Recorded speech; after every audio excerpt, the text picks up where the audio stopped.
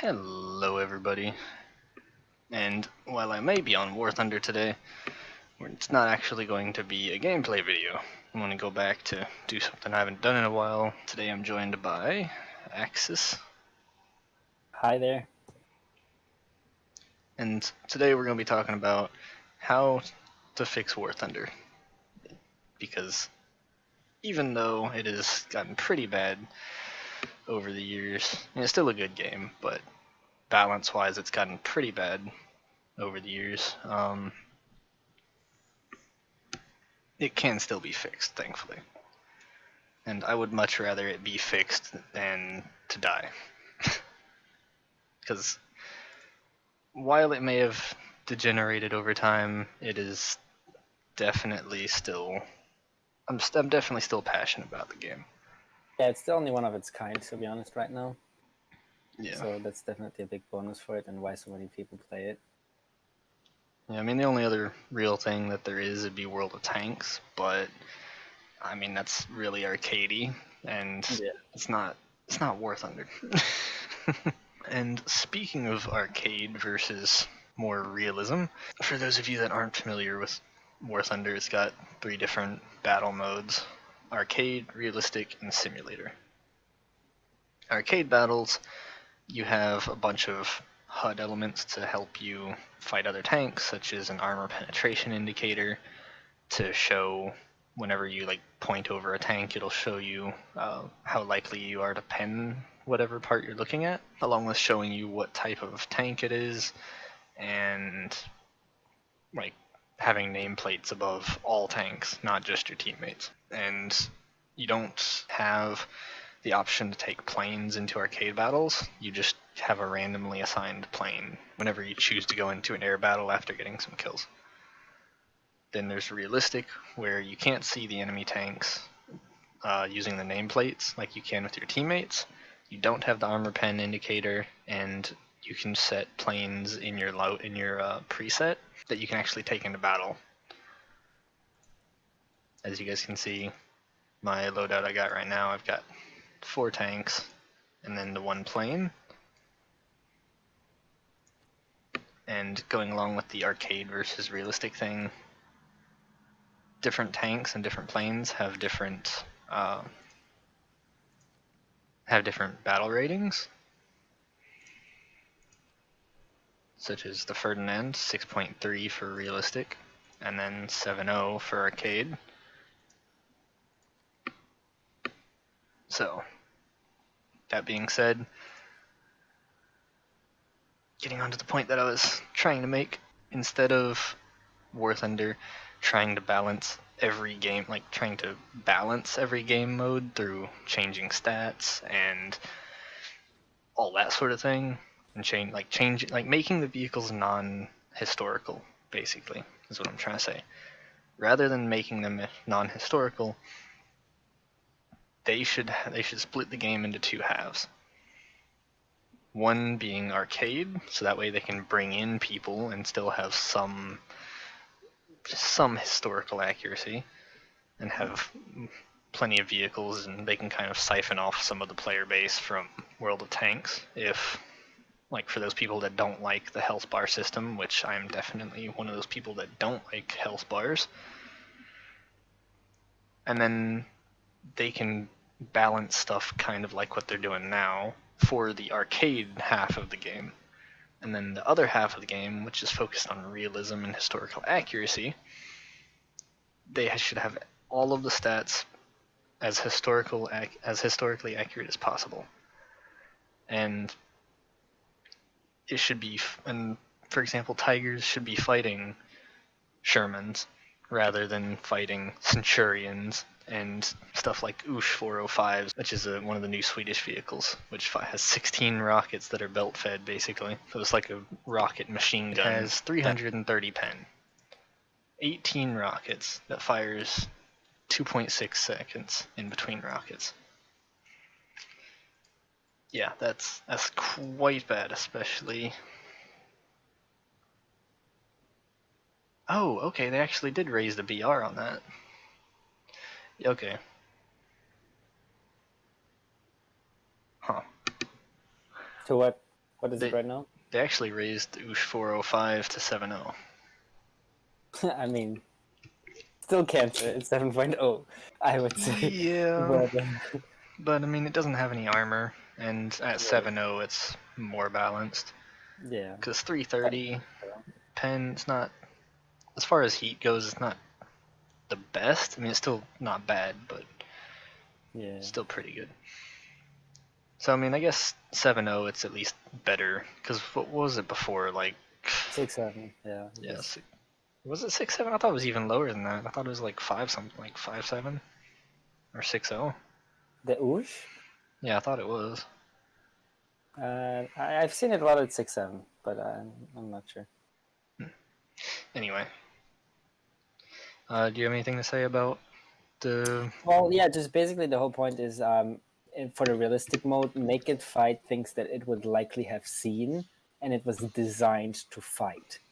You know, like tigers weren't designed to fight that rocket stuff, Mhm. or you know the late post-war Centurions. But in the game, they fight them, and naturally they don't do so well. Yeah, because the Centurions, as I will show you right now, they've got APDS, which is it's not entirely modern, but it's going into modern shells. And for those of you guys that are not familiar with what the DS in APDS stands for, it's discarding sabot. Basically, what happens is when the gun fires, it has a casing around the shell, and when it comes out of the barrel, the casing peels off in midair, and the rest of the shell keeps going. So that way, it's more aerodynamic and it has less weight, so you can get more velocity on the shell, so it has a higher penetration value. So that's what that's all about. There's kind of an experimental shell going from the standard, just solid AP shells to the Apfsds, which is basically like a tungsten rod, which is as skinny as it can go, and it's just like the APDS, except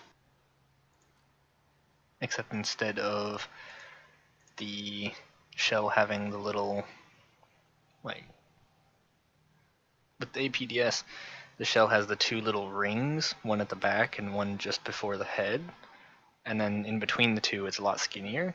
The discarding like casing connects between the two rings on the APDS, and then it peels off from there. Whereas the APFSDS,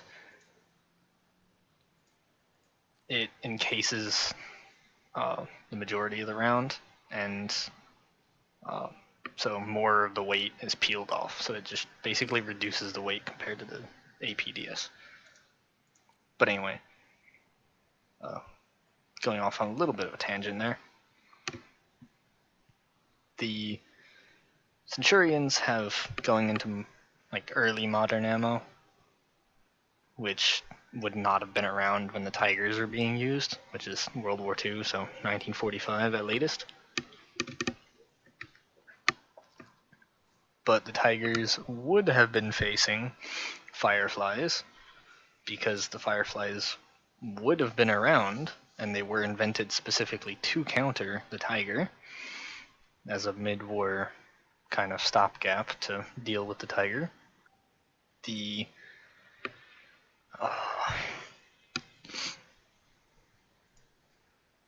that's for the Brits. The Americans came out with the 76 Sherman after seeing the British Firefly. So anyway, so the Tigers still would be facing those, but they should possibly be like just barely ahead of the Tiger, since they would have been, or slightly higher BR than the Tiger, since they were designed to fight the Tiger specifically.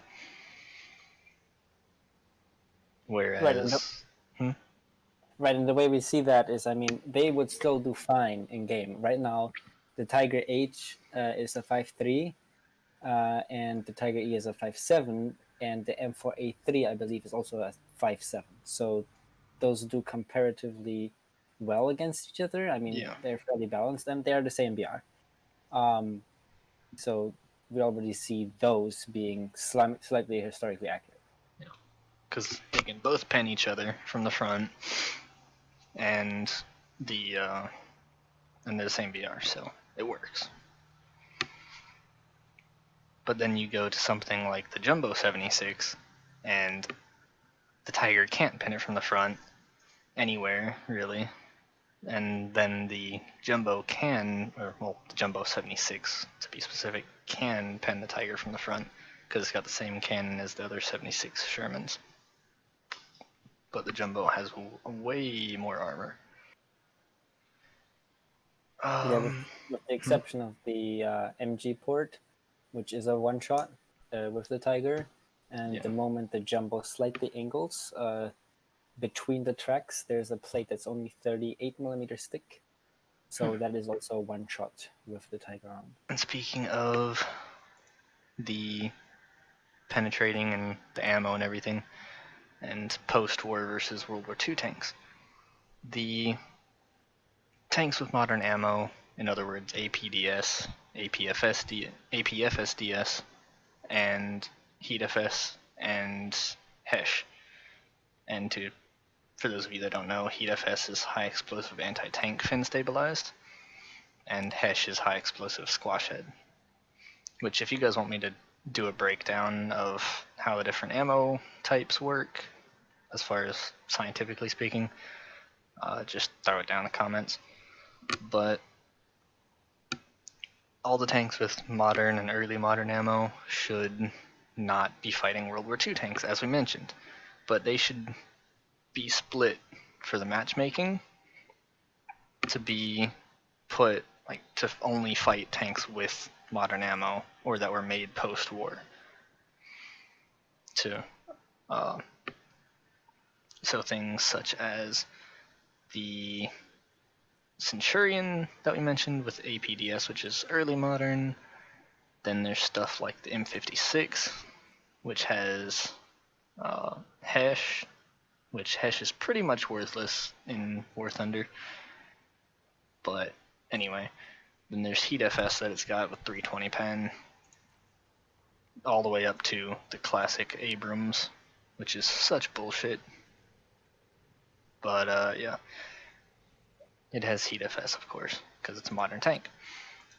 So everything from early modern to modern should be grouped for matchmaking into their own section of the tech tree. And then everything from 1945 before should be grouped into their own matchmaking section. That way, Tigers are not fighting stuff that can pen it and was made like 20 or 30 years later. By the way, there's other games that do this, just as an example. For example, there's a game called Armored Aces, which has the section of World War II and modern. And basically, the cutoff is the Tiger 2H. For the Americans, it would be the Super Heavy or the T28, I believe. And after that, it's a whole nother section where they start with the Cold War tanks all the way up to modern ones. But yeah, that kind of divide is really helpful, especially in a game that doesn't use HP systems, so that because with the HP you can still damage them, right?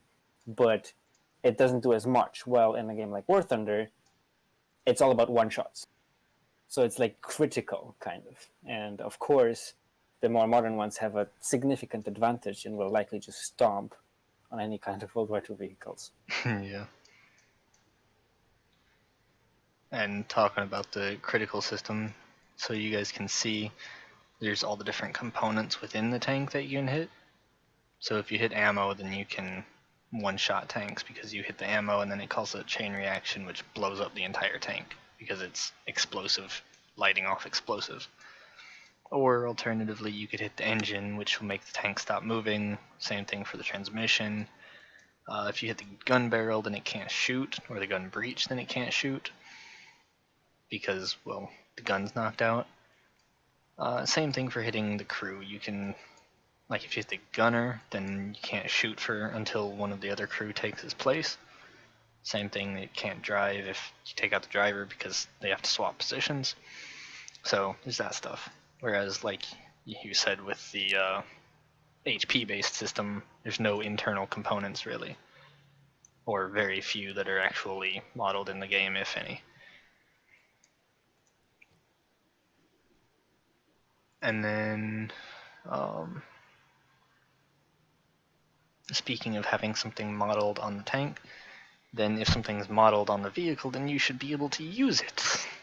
I mean, that seems pretty simple, something pretty reasonable that you think would like be super like no shit kind of moment when you're making a game. You would think so, right? But then look at this, the Tiger H1. You see how it has the little gray-white kind of marks inside the grenade launcher tubes? Yeah, well, those are smoke grenades. And if you notice, there's an extra two on the corners of the tank which don't have that, and that's because you can't use it. But when you go to turn the turret, you actually still have to raise the gun up, so that way, like, when you go over it. So when you turn the turret, it's like doot doot doot, then you gotta raise it up, go over it, and then you go back down. And because of where it's at, it can be a little difficult to try and hit targets and stay angled with your tank. And the reason angling works is because if you're, well, you know what? I'll save that for another video. If you guys want me to do the ammo breakdown and armor penetration basics, then I can put those in the same video. So I'll leave that for another one rather than going off on another tangent. But yeah, basically the way it affects the Tiger gameplay is the Tiger's played only with angling it. That's the number one thing you need to know about the Tiger is angling. And the grenade launchers are in a position that makes angling impossible when you're angled in just the right way and you need your gun to be depressed, right? Because a lot of the times you're fighting on different terrains and you might have to depress the gun to fire from a slight hill. And with those grenade launchers in place, you can't do that at the perfect angle. You're going to need to rotate either way on the hull and basically make yourself an easier target to hit. So those grenade launchers are only affecting the gameplay negatively. They have no purpose that is positive whatsoever because there's no grenades in them. But they're only preventing people from using depression of the gun, and so they're only a negative thing. Kind of pointless. And then on some Russian tanks, for example, they have machine gun ports on the back of the tanks, which I can, see, like this. They have machine gun ports on the back, but they're not actually modeled. You can only shoot the machine gun that's on the front, or the coax machine gun, like that. As you can see, it's only one machine gun listed. That's because it's only this one. The one in the back is nowhere to be found. Right. And actually, there's only a single vehicle for which the rear machine gun works, and that is the SMK. The SMK is the Russian premium, the one with the two turrets. Yeah. It kind of looks like a KV-1. That is the only one that has a rear machine gun in the turret that you can actually use. All the other ones are just, I guess, aesthetic. I don't even know. Oh, that's because it doesn't have any other machine guns? Okay. Speaking of machine guns can take out light vehicles fairly easily. And going along with light vehicles, Germany has very few light vehicles as far as the main tech tree goes. They have very few light vehicles. It's mostly mediums and then heavies once you get to that point. But still mostly mediums overall. There are some light vehicles like the basic Puma, Panzer Jaeger kind of, that's still a tank destroyer. Then there's the Squeezy Boy, which technically counts as a light tank, and then there's the Panzer IIs, the Panzer 38s, and that's about it. Then you look at countries like America, Stuart, two more Stuarts, another Stuart, a Chaffee, then you get the Bulldog, Just like most countries have a full column in their tech tree dedicated to light tanks. Germany has nothing of that sort. There's just a couple at the beginning, and then that's about it. If you look at premiums, they have some more, but that's only premiums. Most of them are event vehicles too, on top of that. So you can only get them from either the market or the event. Then Soviets, again, have T-34s. Yeah. Which are pretty quick, to be honest. Yeah, it goes light vehicles into fast mediums. And then, but then they still have in the middle of their tech tree a light vehicle tree with a couple other tanks added in there, like the Su-100P. It's not exactly light per se, but it is a tank destroyer. But then the rest of the stuff is pretty light. Then Britain. Britain doesn't really have one either, but that's because that's just the way their tanks were designed changed over time, so they just didn't really have any. But at the same time, the majority of their tanks were either infantry support tanks, which are really heavy but well armored and slow, or mediums that were really quick. Granted, quick only when they're going forwards, but still pretty quick, so that you can still do some stuff kind of like light tanks.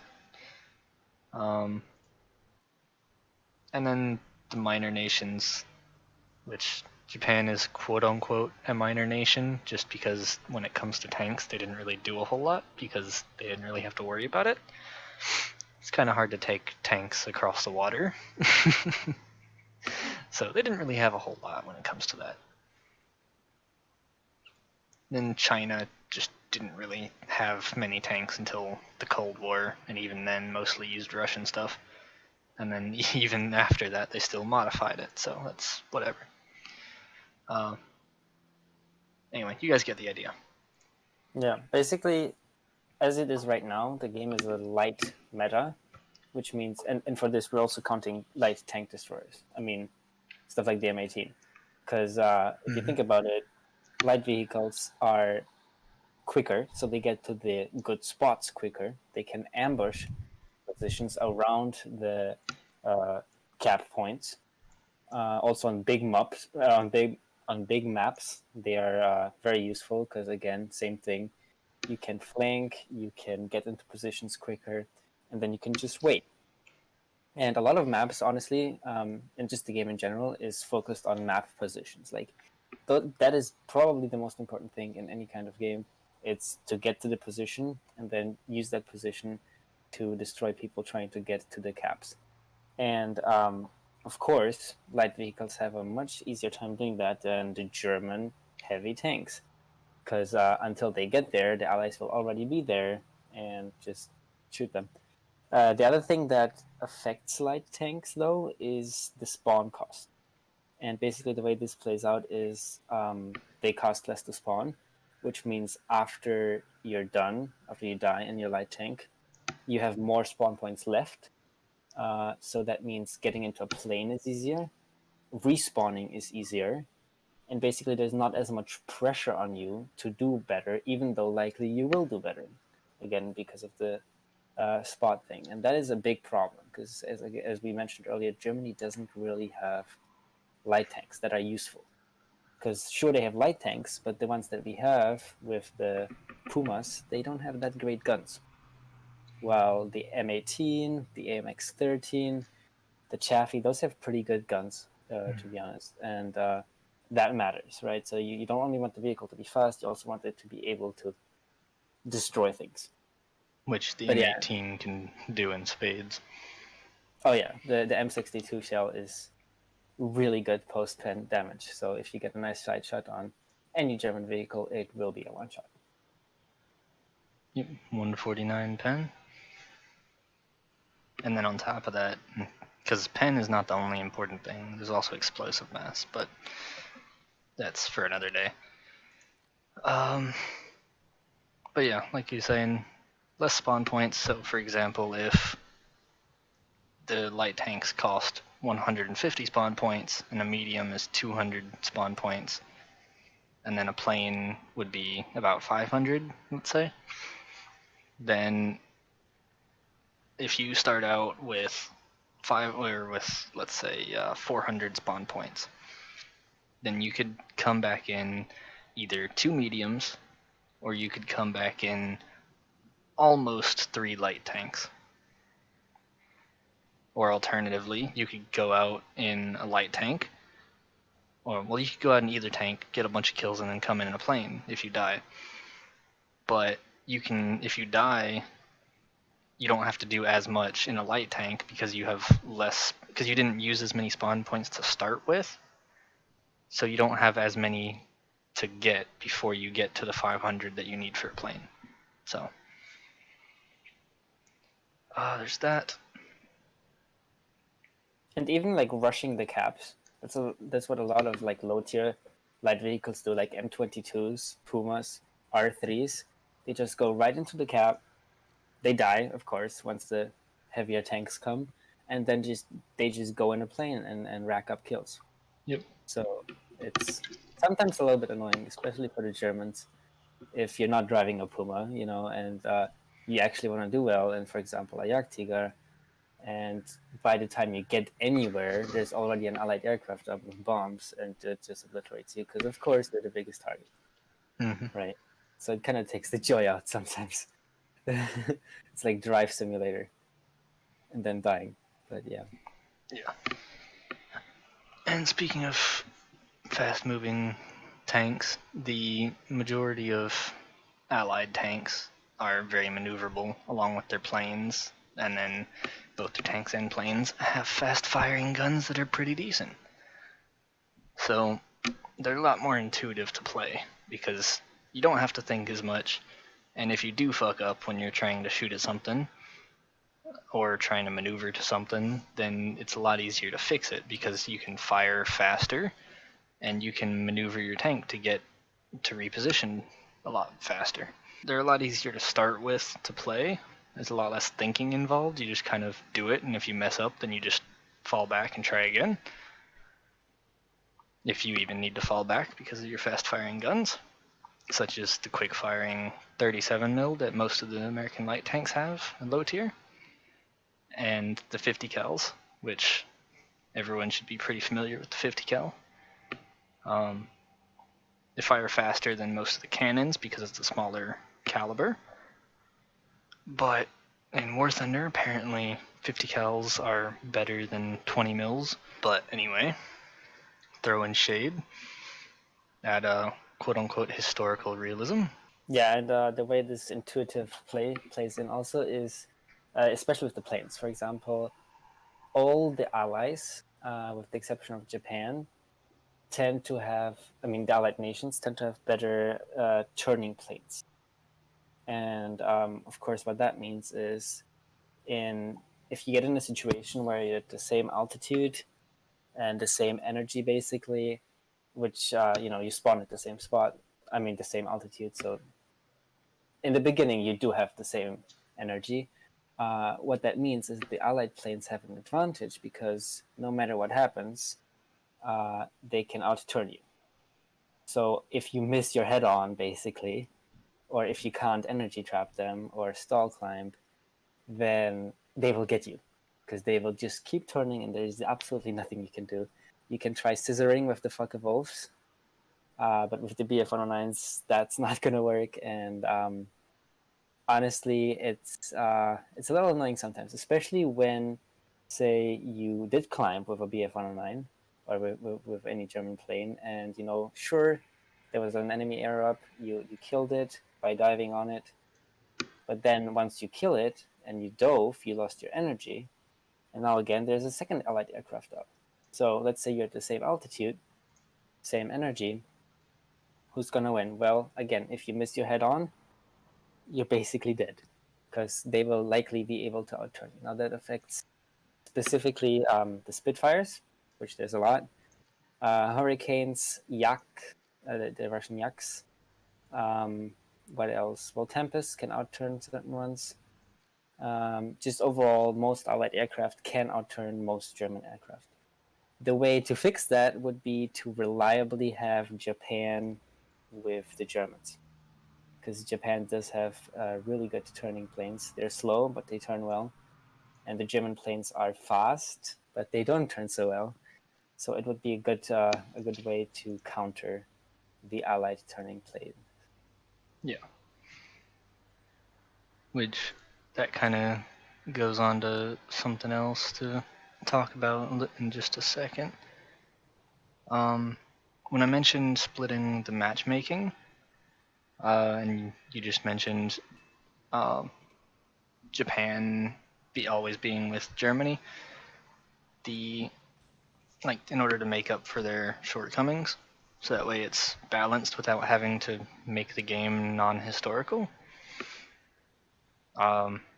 Japan, Italy, and Sweden should be with the Axis prior to the advent of modern ammo.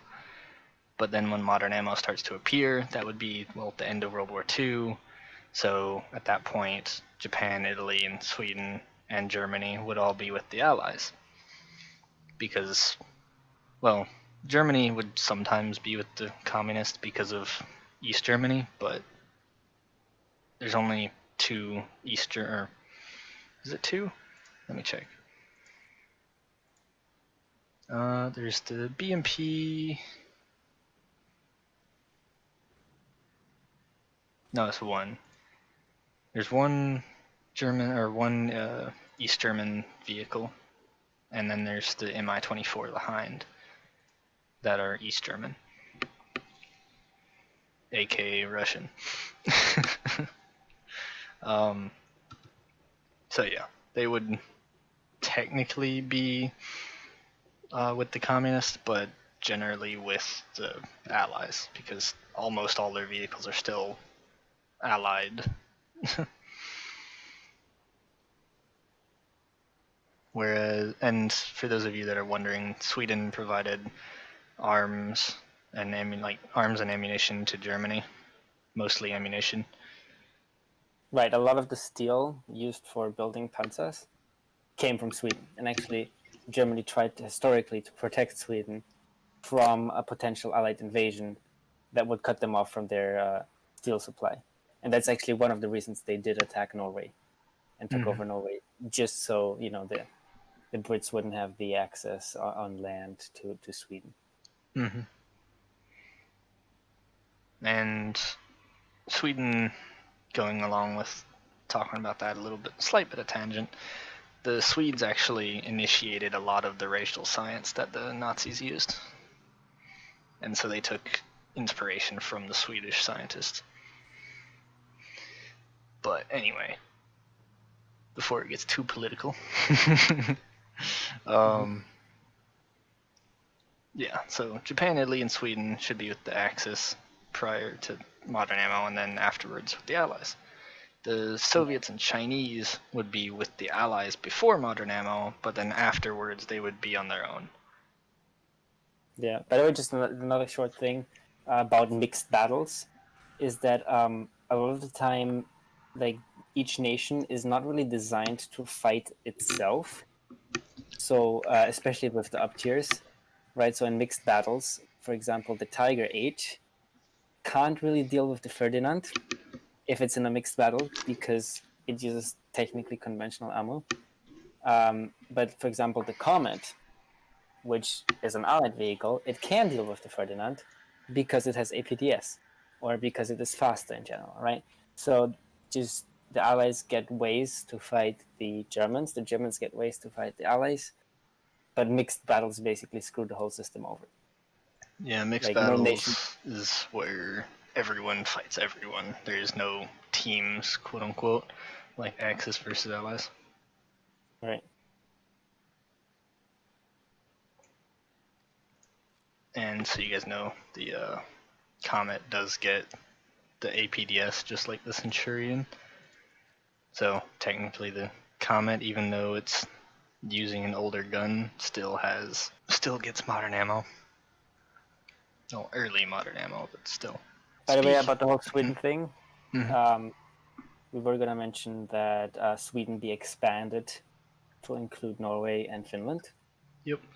kind of into like a whole Scandinavia section. And I mean, we already see it. I mean, some of the Swedish vehicles literally have the Finnish flag on them, like the Pyörämyrski. That is a Finnish vehicle, and it has the Finnish flag. Yep. But it's in the Swedish tech tree. And there's also the KV1B, which right now is in Germany, but still it bears the Finnish flag, so it should be a Finnish vehicle. But yeah, so I think that might help a little bit in kind of creating a whole new faction. Yeah. With slightly more vehicles. There's also the Hawk that the Germans have, which is Finnish, and there's also the L62 Anti-Air, which at first glance doesn't say anything about it, but when you look it up, the L62 was it was originally designed in Sweden, but then was sent to Finland and was modified it's a modified design that was to be sent to Finland. So technically it's Swedish, but the Swedes just sent it to somewhere else. So anyway, there's that, and then for more modern stuff, the Danish could easily be added along with the Norwegians. And because if I remember right, the Norwegians actually took the Chaffee and upgraded it with a 90mm gun and upgraded sights and just used it like a recon tank in the Cold War, or well, would have rather, if it got hot. But that'd be really interesting to see if it was just a whole Scandinavian faction as a region rather than just one specific country with other stuff thrown in, kind of like how China is, where they take Russian stuff for China and then the whole Taiwan thing, which has the Taiwan flag because the Americans sent supplies to them. It's kind of funny that Taiwan and China are, are in the same faction. I'm not going to get into the whole political irony of that, but if you guys want to look that up and learn for yourself, feel free. Yeah, basically one of the problems I have is actually when War Thunder adds new stuff in general that is really unfinished.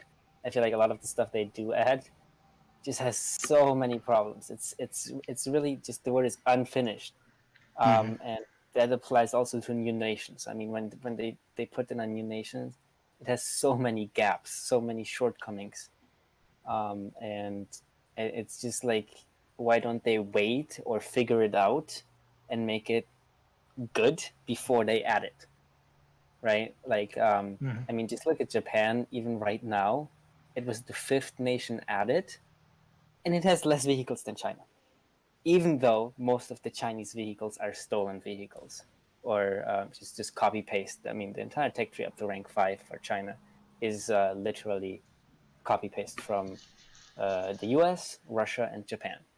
Yep. So it doesn't really make sense to add stuff that's not done. And yeah, so also when you do add a new faction, make sure that it has lineups that you can use and make it as extensive as possible. And definitely the whole Finnish into Scandinavian thing would help with that. But yeah, I mean, even if we look at the Japanese tech tree, there's rarely any BRs where you have more than 2 ground units that you can even spawn as 2 ground vehicles. Sorry, Yeah. of the same BR, right? So it doesn't make sense to not give a country proper lineups, but then add the country as unfinished as it is. Anyway. Yeah. Speaking of adding new nations as regions, they could potentially add the Middle East, and prior to the advent of modern ammo, they could be with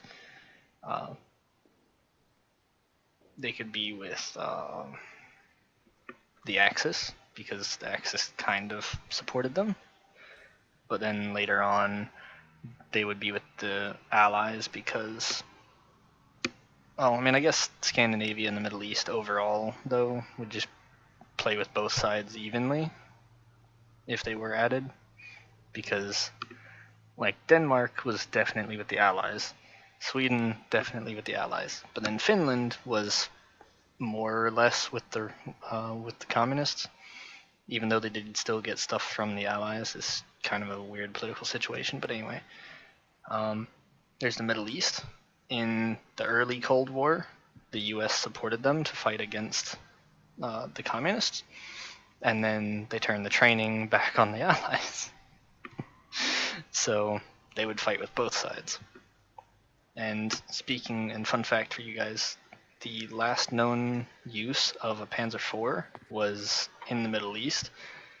I don't remember. It wasn't the 6-Day War, I don't think. I think it was a little bit before that. I think it was sometime in the 70s was the last known use of a Panzer IV. One of the later versions of it was used by one of the Middle Eastern countries against, I think it was against another Middle Eastern country. But yeah, you're right. It was the 6-Day War, 1967. Oh, it was? Nice. Okay. Yeah. But yeah, they could definitely have some earlier tanks, even though it would mostly be other countries' tanks because they didn't really have much. I mean, it'd still be something early tier, and they could have armored cars and whatnot, and they could get the Italy treatment where they put some really lightly armored Cold War stuff into the earlier tech tree. Like BRDMs and all that stuff they could put earlier on because it's transport, but it still has a little bit of a gun. So it's something. And then later on they would have stuff like Paddens sent from the US, and then they would have T-54s, T-62s, and all that stuff from the Soviets, and BMPs, of course. So I mean, there's plenty of stuff they could do to add the Middle East, and they could have Israel either as its own country, or they could add it to the Middle East as some of the higher tier stuff, and then the rest of the Middle East. It's split between the U.S. and Britain right now. Yeah. Each one gets some Jewish vehicles. It's a little strange, but yeah. Because the Chat de Colette is a modified Centurion that the Jews modified, which is why Britain has that. And then the US has a modified M48, which is the Magach 30. Then there's also, I thought there was another one that they had that was modified for America.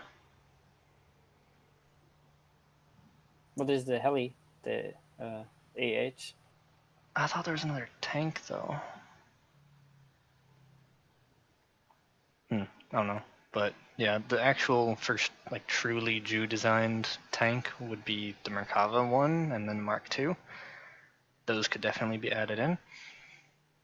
And, I mean, there's already four Jewish tanks and one Jewish helicopter, the Apache Patton. It's just an Apache. That's really all it is. There's not really anything special about it. It's just renamed. But yeah, they could definitely add Israel as like the high tier stuff because it's all upgraded or Jew designed. And then okay, so we talked about that.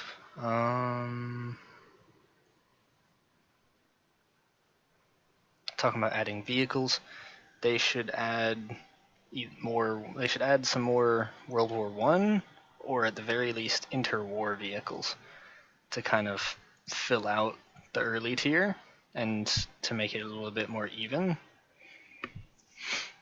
Because as it is, the Americans they get the Stuarts and stuff to start with, which fast firing guns, they're really good, really intuitive to play. And then Germans have really slow mediums, like the Panzer IIIs, Panzer IVs, or early tier, which they're not necessarily bad, but they're just really, really slow, and they don't have the best armor for what they're at. And they Yeah, have. I mean, it's not like there aren't options either. I mean, there's the Saint Charmant, I think, for the French. There's the Mark IV, the famous Mark IV for the Brits. Right, it's not like there aren't options. It's just like they aren't in there, and those would make for some interesting tier ones. The A7 for the Germans. Right. And then they could add the Panzer I. There's all kinds of stuff they can do to fill it out and add some early stuff. Yeah, I mean they have done it for the naval ones. You know, there's like you can literally see it says like 1934, 1924. I don't know, just like a lot of pre-war designs to fill up gaps. Yeah, because that's because a lot of the ships, since they take so long to produce, they would have to go back. But anyway,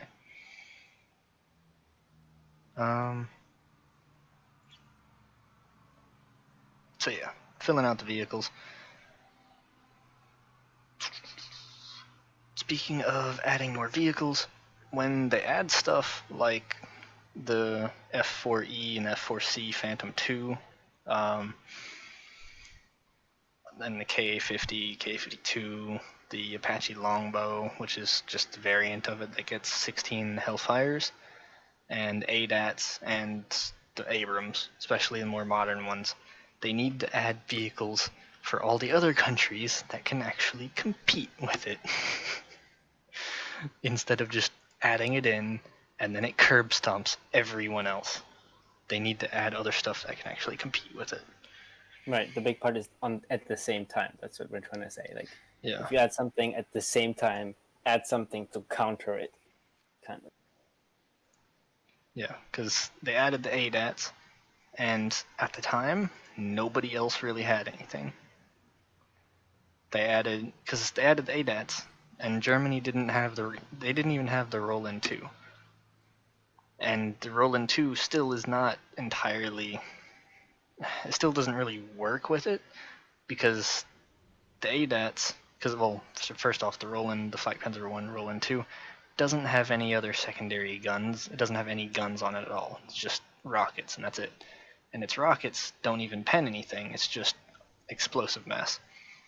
But then the ADATs is specifically designed to be able to pen any ground vehicle and to be able to demolish air vehicles. It's designed to be multi-role. And on top of that, it has a 25mm cannon. And it gets APDS belts with it. And it has no restriction on how many APDS belts it can take with it, because it's mixed in with the actual shells. So it gets APDS, which is crazy that I can take full belts of that.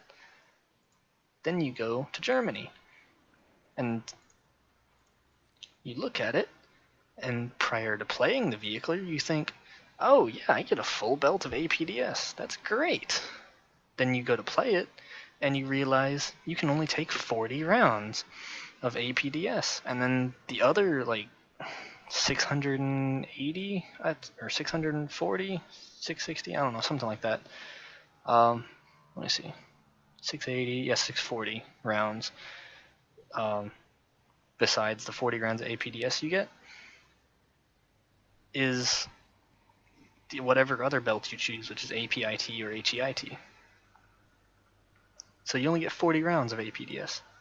And since your gun fires at 550 rounds a minute, you go through that in just the snap of a finger. You're kind of screwed. You're out of it in no time.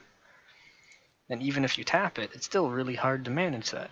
And in order to switch your shell types in the battle, you have to fire rounds.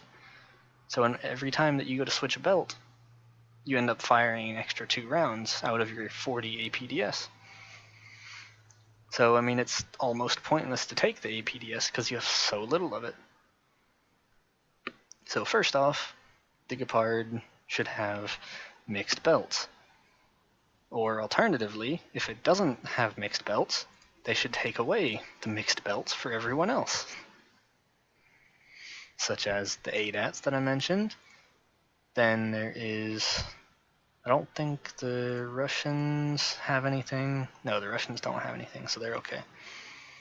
The British have the Centurion Marksmen, which has the exact same issue as the Gepard, because it's the exact same cannon, and and it looks like it even has the same receiver and breech and everything. So it's got the same issue. The Falcon, on the other hand, has different guns, and it has mixed belts of APDS. Same thing for the French with the AMX 13 DCA. Well, it doesn't get APDS, but it gets AP 40 mil at 4.7 BR. So 94 pen with a 40 millimeter cannon at 4.7, and it's rapid fire. 240 rounds a minute with half a second reload between belts. It demolishes everything. The AMX 30 DCA does get mixed belts with APDS. But going back to the AMX 13 DCA 40 with the belts and it being at 4.7 with the 40 mil, if you look at the Whirlwind, it's got a 20 mil that has 64 pen, but then you go to the Ostwind with the 37 millimeter cannon, almost twice as much, and it only has 49, and you think, why is that? That's because it only gets APHE. It used to have APIT, just like the, or APT, one of the two, just like the 20 mils, which the 37, even back then, only had 65 pen, which is only one more than the 20 mils. But hey, it's something. So at least it's on par with the 20 mils. But then they removed that, so now the Ostwind with the all the German 37s are worse than the 20 mils for taking out tanks. Yeah, and the best way to illustrate that is to look at what countries have as AA at around BR of 5.7. So in this we can take from 4.7 to 5.7, and it's ridiculous in a way. I mean, as we just saw the AMX 13 DCA, okay, it's at 4.7, but I mean that's what you're probably going to also be using at 5.7. It will do fine at 5.7, even as a tank killer. 94 millimeter of pen can kill the Tiger from the side, the Tiger 1, no problem, because the Tiger 1 has 80 millimeters of armor. For the Brits, and this is a 40 mil, right? So it's a pretty big gun. So again, probably like 2 shots for the Tiger should be enough to take it out from the side. The Brits get the Crusader AA Mark 1, also at 4.7, with right. So you want to talk about that one real quick? Yeah, it gets 72 millimeters of pen, so it's not as much as the AMX 13, but still, I mean, it's a reasonable pen though. Like, it's reasonable for 40 mil. It's a little bit bigger than 37, so you'd expect it to be a little bit better. But the 37 is worse than the 20 mil, which is right around half the size of the gun, and the barrel length is about the same. So. And they have the same ammo types, or at least they should, at any rate. They used to, and then they removed it because quote-unquote balance. So, right. You look at it, Ostwind 4.7, a single 40 mil, or 37 mil, sorry. Then you go to the AMX 30, or not AMX 30, AMX 13, it has a single one, but it's got a 40 mil with 94 pen, which is almost twice the pen. Or, yeah, right around twice the pen, something like that. Yeah. So you can keep using it, whereas with the Germans, you have no reason to even use the 37s, because if you want to take out planes, and you don't want to even worry about tanks, just use the HE. You have 4 guns, that's 20 mils. They may not be as good as 50 cals, because, apparently 50 cals is better than 20 mils, but whatever. It's a topic for another time. Right, and I mean, we can look at literally every allied nation compared to Germany. We're not even going to talk about Japan because Japan doesn't get AA. Basically, 3-3, you get the Soki. But And then the next one you get is 6-0, which is the M42. Yeah. But yeah, so we're not going to talk about Japan. Germany compared to France, Britain, China, and Russia. So we already saw France, we saw Britain. Russia gets at 4.7, the CSU 37. Mm-hmm. You want to show that one? Yeah. It has.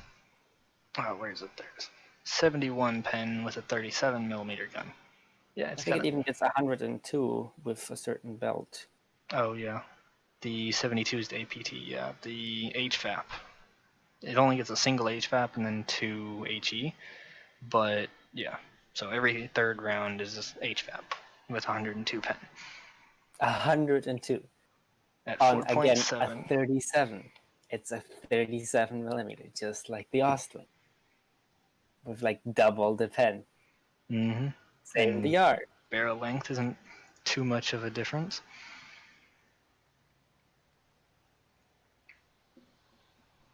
Right. And So it's a lower profile too. On top of that. So either the Ostwind needs to be lowered, or they need to give it back its damn shells. now, I mean, and so this is 4.7. So all of this is the same BR, Mm-hmm. with the difference that all the allies can use their AA as an additional ground vehicle to take out tanks Yep. because of that amazing penetration. Well, the German AA is basically purely anti-air, with the exception of certain light vehicles that it can take out. But I mean, you're really not going to be relying on that. You can't. Well, with all the allied ones, you can.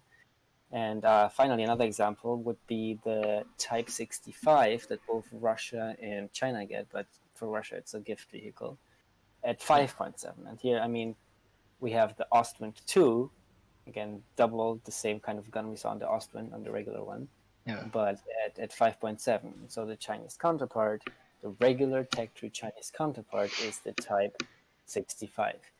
The Type 65, right.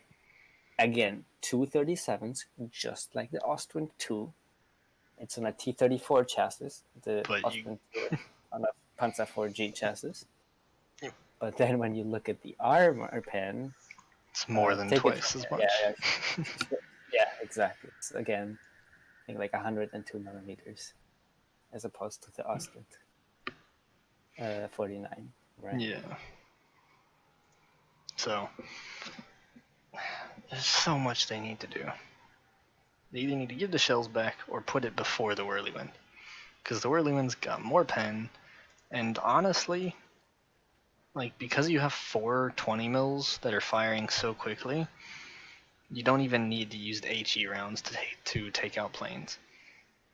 Like, you just don't need it. Just use the HFAP, and then you never have to worry about running out of a certain type of ammo. You just have tons and tons of HFAP and just pour lead into the sky, and you'll take everything out. If you hit the engine, I mean, you're not going to be ripping wings off with it because it'll go through it, but you have 4 20 mils throwing lead into the plane. You're going to hit the engine. You're going to hit critical components. The thing's going to go down. If you put enough lead into it, it's going to be made more out of lead than steel. So, yeah, you're fine. You're good to go with that. But anyway, AP rounds. Went over that. Went over the Gepard. We forgot to mention going over the AP stuff for the AA. The Swedes get the Vik 40, which has 95 pen for 40 mil, or for twin 40 mils. And then there's the LVKV 90C, which gets APFSDS with 143 pen on a 40 mil. It also has an HEVT shell, which is a proximity fuse shell for those of you that don't know. It's an HE, it just explodes when it gets near the plane, which is not something you see a whole lot in the game. And technically, the VFW and the Flak 37 have have shells that are supposed to be used for anti-air, but they're worthless for it because of the way the game has implemented it. Because timed fuse shells, what you have to do is you have to look at a certain point on the map, or if you're trying to target the plane, but that's more difficult to range find it. So you have to target something at a certain distance away that you want your shell to explode at.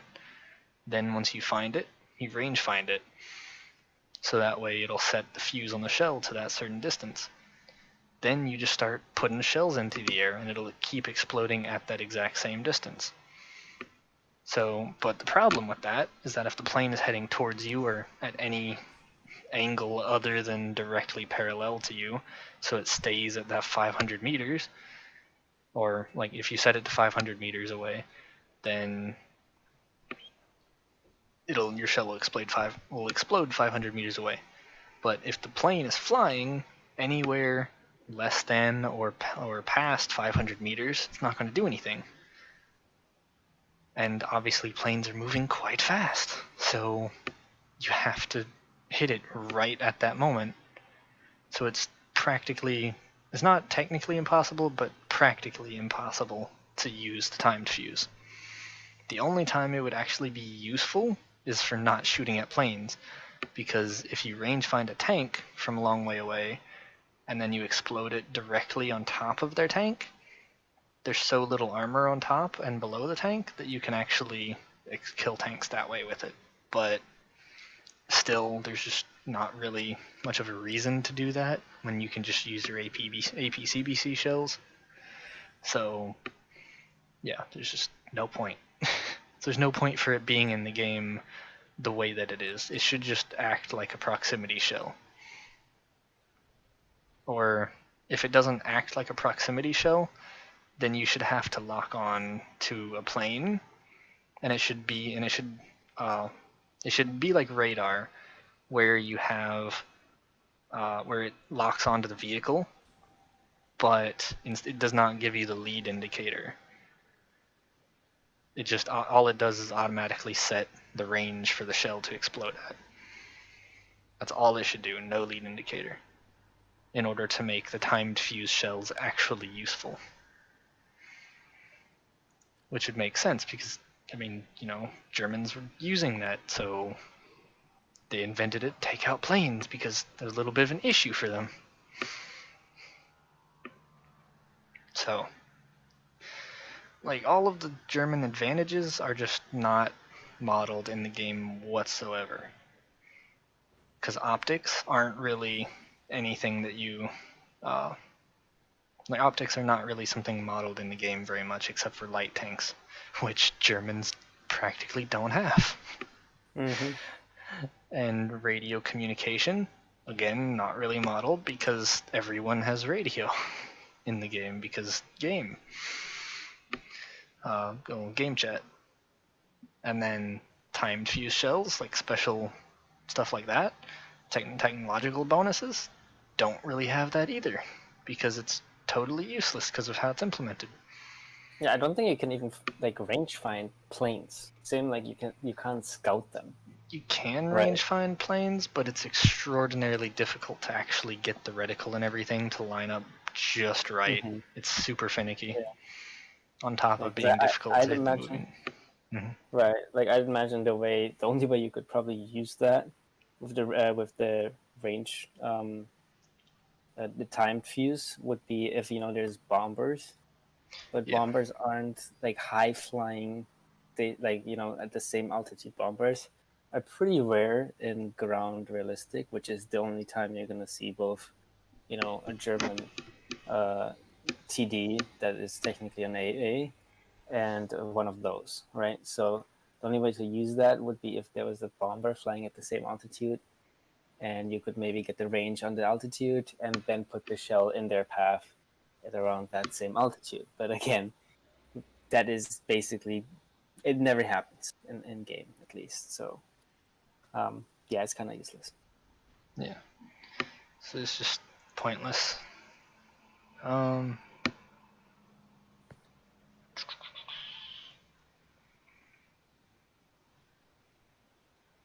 Talking about stuff that works and doesn't work. They need to make the vehicles that were only on paper, so like there's no prototypes made of it, just designs. They need to make paper tanks and vehicles that were captured and used by the countries that captured them, such as captured KV-1s, the only premiums that are in the game. All the other tanks need to be in the main tech tree. So, for example, like I said, the KV-1, which the KV-1C should be in the main tech tree anyway because it's a captured chassis, but they modified it with a German gun. But as we mentioned earlier, the KV-1B should go to Finland because it was captured by Finland and used by them. But anyway, the German captured Churchill wasn't modified, so that should be a premium because it was captured and used by them. But then stuff like the Panzer 470, the Brummbär, all that stuff, the Porsche Tiger, all of that should be in the normal tech tree because it was made by them. It shouldn't be a fucking premium. Stuff like the Animal Tiger, just like meme stuff like that, I can understand because it's just decals and stuff. It's nothing special about the vehicle. It's just an extra one, basically. Stuff like that I can understand being premium. And going along with that, the Japanese Cobra, the anime one, I can understand that being premium because it's just a meme.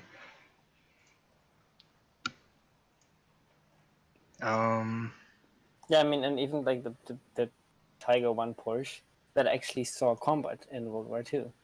Yeah. Under the Germans, right? Not like, much, but some.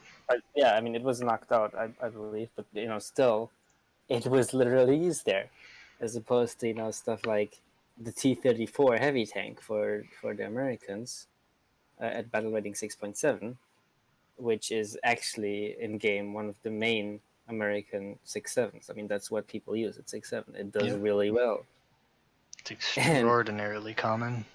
Exactly, and that thing was 2 of them built, and I believe none of them in World War II.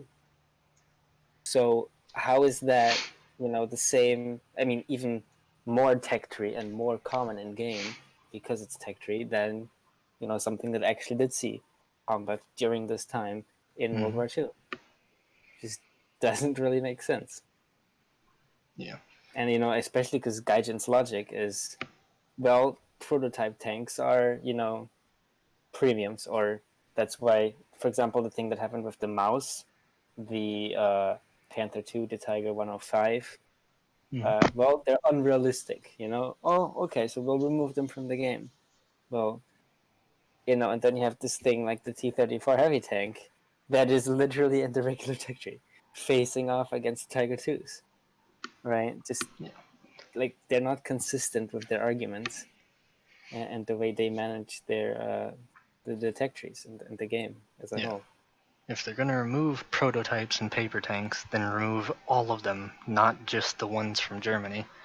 Exactly. In that update, they only removed 4 German tanks, some of which were actually made. I don't remember if the Quellion was properly made or the Tiger 2 105, but I know that there was a couple Mouses made, and the Panther 2s were made in decent enough numbers considering the time and situation surrounding it. But yeah, they either need to not take them out, which would be preferable, and that would also give the game more content and not piss people off and drive them away from the game. That would be the smart thing to do, Gaijin. But if they are going to remove it, then they need to remove all of the prototypes and paper tanks from everyone. And the ironic thing is, they removed the Maus, Panther 2, the Flak Panzer 341 Coelian, and the Tiger 2 105 because they were quote-unquote prototypes and paper tanks. But then they replaced it with the Ostwind 2, which saw even less production, if I remember correctly, compared to the tanks they removed.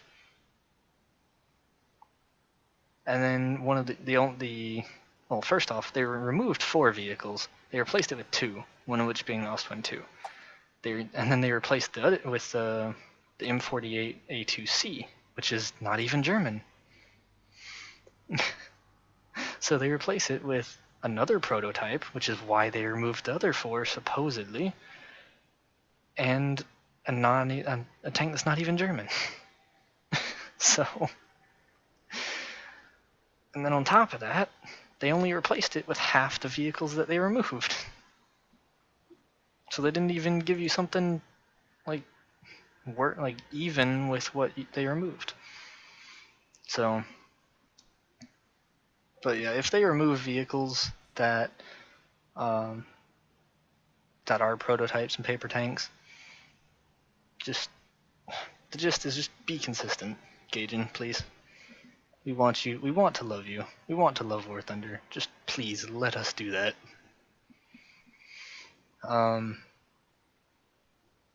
But yeah, when I was talking about the premiums and vehicles that were captured and have prototypes and all that, the other countries such as China that don't really have a lot of their own vehicles and only used vehicles for the most part that were from other countries like America and the Soviets, they would be exempt from the whole premium thing because they don't really have much of their own to begin with. So they need something to kind of fill out the tech tree. Because as you can see, pretty much the entire Chinese tech tree is just vehicles that were from America and China, and then a few from Japan. But yeah, so they need something to fill it out. Later on, they made it some of their own and some modified designs and whatnot. But yeah, then for countries that are not that primarily use their own designs, they need to add. This is kind of what I'm about to say is kind of going back to what I said about adding vehicles that can compete with vehicles that they're adding for other countries that are overpowered currently, such as the Phantom 2. The Germans had a variant of the Phantom 2 nicknamed the Peace Rhine, which you just used ATGMs. They should have added that at the same time that they added the Phantom 2 for Germany or for America. And I don't remember, did they add the Phantom 2 for... No, they didn't add the Phantom 2, they just added the British variant of the Phantom 1. Well, that's been there after they added the normal Phantom. But yeah, so still, they need to add the Phantom 2 Peace Rhine to Germany. So that way they have something to actually deal with that's actually on par with it, like I was talking about earlier. Yeah, another thing is, I mean, by removing vehicles and adding, certain vehicles that don't really fit in, what they do is they screw up the lineups, and the whole removal stuff, especially for the newer players. It screwed up the German lineup between 5.7 and 6.7 even more. And actually, that's one of a big issue because, I mean, obviously between 5.7 and 6.7, those are some of the most competitive VRs, right? The late R2 kind of era where you see a lot of the iconic vehicles. Like the Tiger 1, Tiger 2, Panthers. Exactly, right? And Germany doesn't get that great of a VR, that great of a lineup after they took out those vehicles. I mean, still for ground it's okay. Tiger 1, yeah, it's a nice vehicle. Panther performs better though. Yeah, Panther is much better. Right. So like if you're focused on score purely or battle performance, you'd probably want to pick the Panther A over the Tiger E.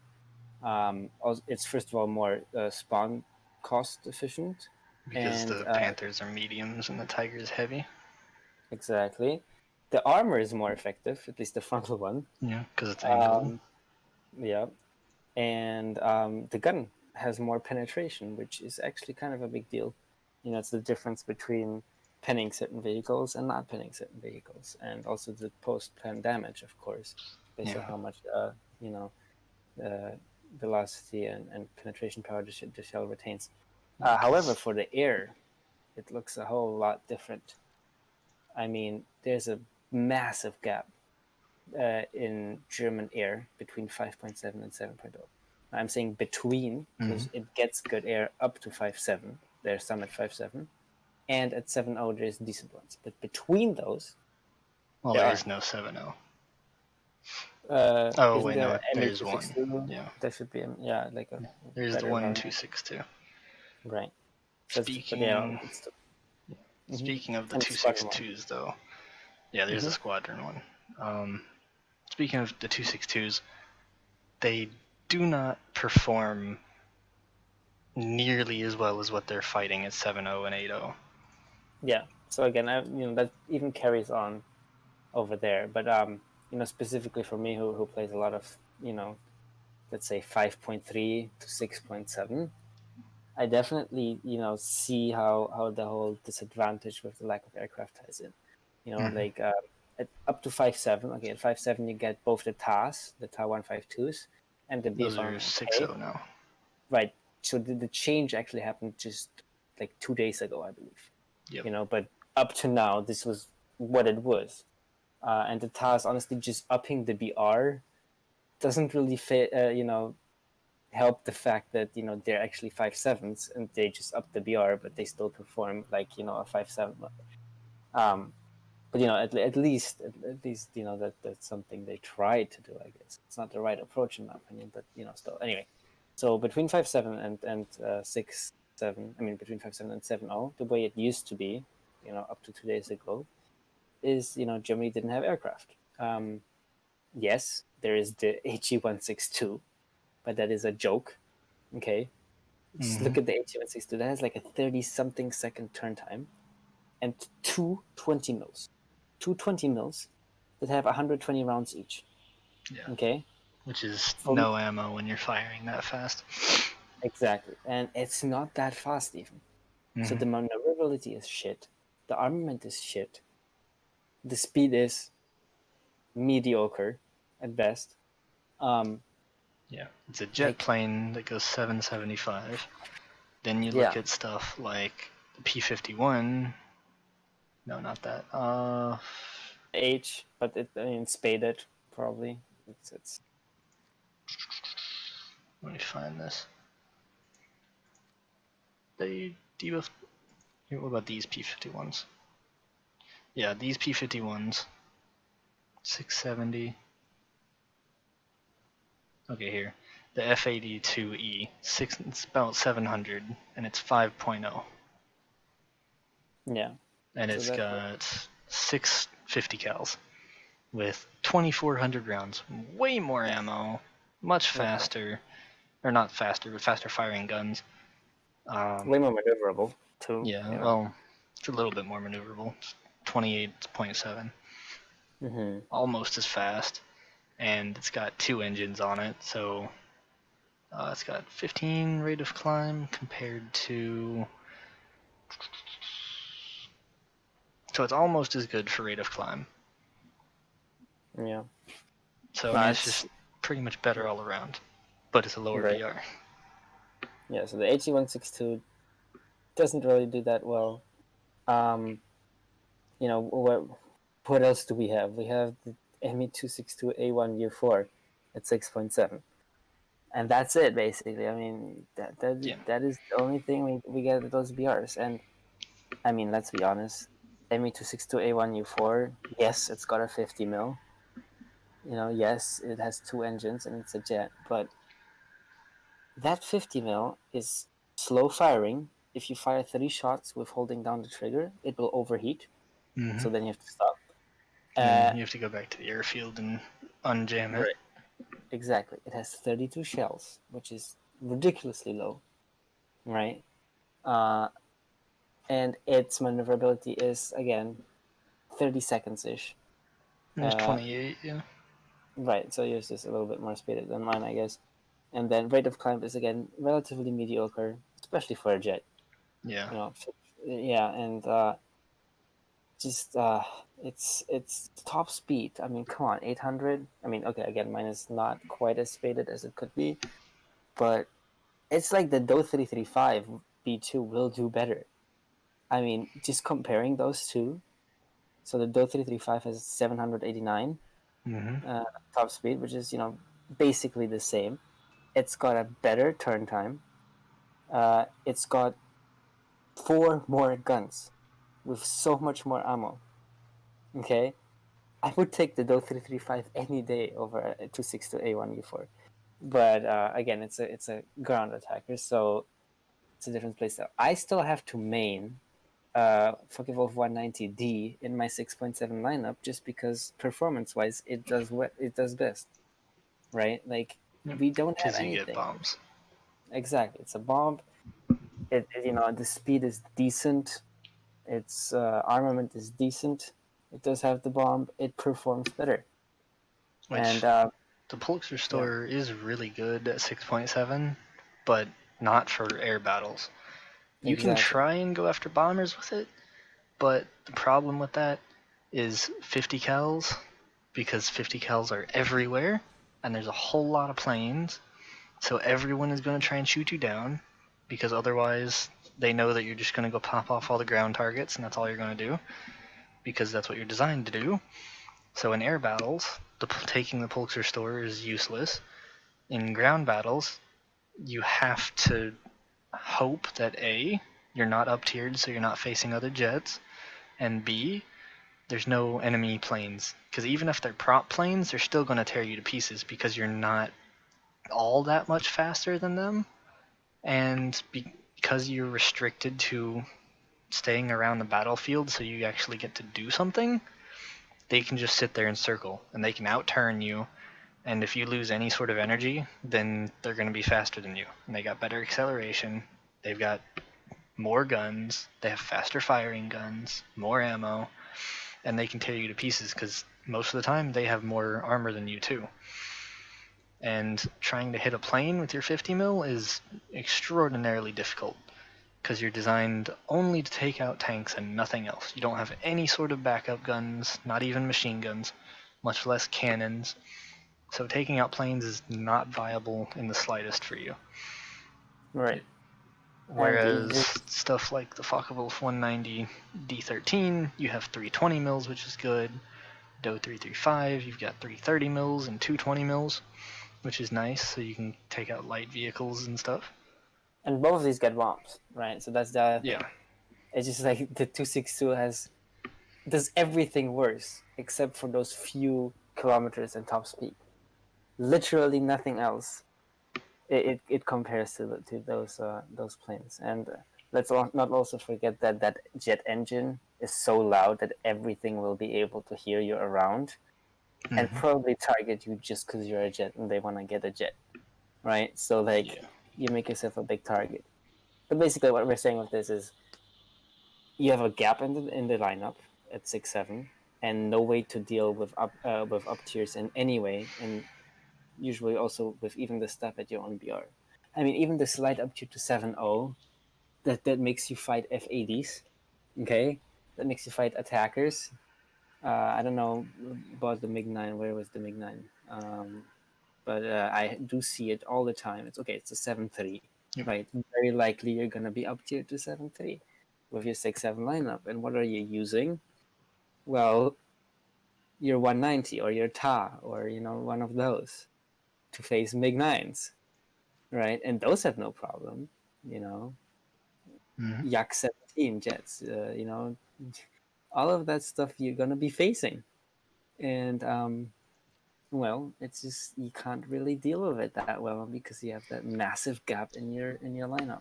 Yep. And I'll mention this a little bit later too when we go over BR changes that they should do.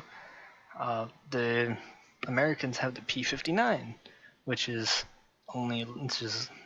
it's technically a little bit slower than the 262s, but the acceleration's better.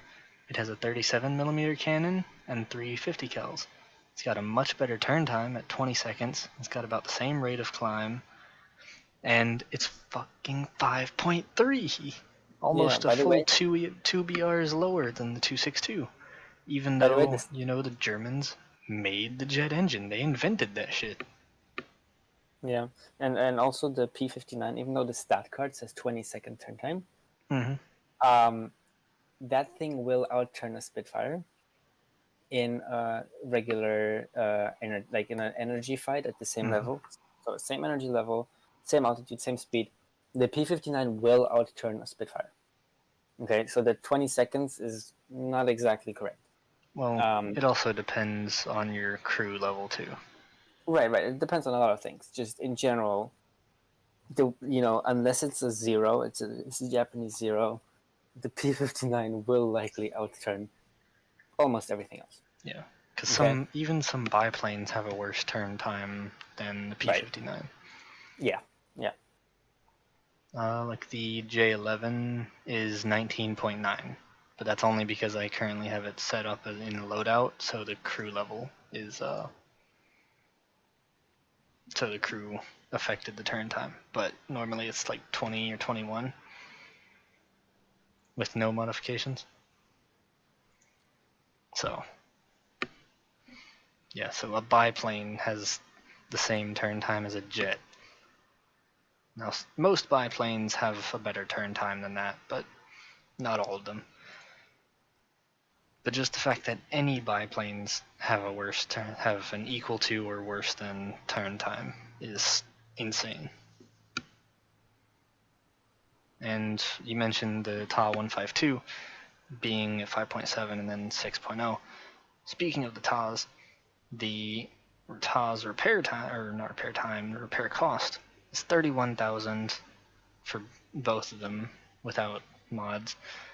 It's 31,000 to repair if you lose the plane one time. And let's say, oh, that's not an air battle. I don't know, how much do you normally get per battle Me? for Lions? Yeah. For ground battles, probably around 80k, I'd say, on average, counting. For like air battles. Oh, for air, but I don't really play air. Okay. Yeah, I don't know. I don't really play. How much do you think? How would you say that you get for like one kill for taking out a plane in the game? Between 5 and 10k, maybe. Yes. So that's like 5 and 10,000 lions. So you have to take out 3 planes to even break even if you lose your plane. Well, between 3 and 6 planes, depending on whether it's closer to 5 or 10,000 per vehicle. But yeah, you have to take out between 3 and 6 planes to make up for losing your plane one time, which is absolutely insane. And all that does is incentivize like players to not play it at all rather than to play it. You'd be better off taking. Well, I don't know if you wouldn't be better off. I honestly hate the Do 335. I honestly do. But What's that? not. I was just saying I honestly hate the Do 335, but that's for another video. That's just personal for the most part. The only technical issue with it is it gets set on fire with 7.62s extraordinarily easily, much less cannons and 50 cals. And acceleration's not great. But anyway, before I go off on that, like I said about the repair cost, it's insane that they have that. And they shouldn't balance vehicles based on repair costs. They shouldn't even have repair costs to begin with, because like this is supposed to be about historical realism. If you're flying a plane or not flying a tank, but driving a tank or in a tank or whatever, then you wouldn't pay for your tank if it gets damaged. The government that you're with would be paying for that you're fighting for. So you shouldn't So you shouldn't have to pay to repair your tank or anything. Like, paying for modifications, maybe you can kind of argue that, like, the crew does it to, like, make tweaks to their vehicles, but that's kind of a either or argument. It's kind of pointless, but just to And the only repair your vehicles, it should not be something that you have to do to begin with, much less be used for balancing purposes. right, because the only players it really will affect is the newer players, or the ones who aren't quite as used to the game. Because if you think about it, well, people who do, if you don't who have all know, the vehicles. right? So people who kind of know how to play the game, they tend to do pretty well, no matter of the repair cost, right? So you're probably going to be making money anyway. You're not going to be worried about the repair cost. However, someone who's like newer, who's just trying these vehicles out because he wants to, because it seems cool, he's super excited. He doesn't do so well. He starts losing massive amounts of silver lands. Well, he's gonna have to play lower BRs, where he can, where it's easier to rack up silver lands. But that's not fun, right? He doesn't want to play lower BR. He wants to play higher BR, where there's cooler vehicles. But however, generally they also have higher repair costs. Especially the vehicles that are better are generally, performance-wise, statistically, they get a higher repair cost. So what you're doing is basically you're limiting players from accessing vehicles that perform better on average because of the repair costs. So the players who can't access them will have to play worse performing vehicles, which means it's less fun. It's a vehicle that does, not quite as well, and it doesn't help in any way to balance the game, except for it helps the other team really, So yeah, this is no way to manage balance. Just repair costs are quite a stupid concept in my opinion. Yeah, and it's not even necessarily newer players, because even like people like me that have played the game for so long, and I have taken breaks for years at a time before, but um, but like even if you're not a new player, it still can heavily affect you, because if you're trying to grind out anything or trying to get any sort of vehicles, even if you do really well in the top, like for example, to keep using the Ta 152 as an example, with a 31,000 repair cost, even if you do really well and take out 6 VNs, I don't know, say you take out 10 players, you take out the entire enemy team basically by yourself, and then you die, you still only get right around half. Like, because half of your income that you get from the battle is just going towards repairing your plane. So I mean, it's just not feasible even for older players, and like the only time it would be feasible is if you already have everything. Because if you have everything, then you don't have anything to buy, so so lions are pretty much worthless. So it only affects everyone that doesn't have everything, basically.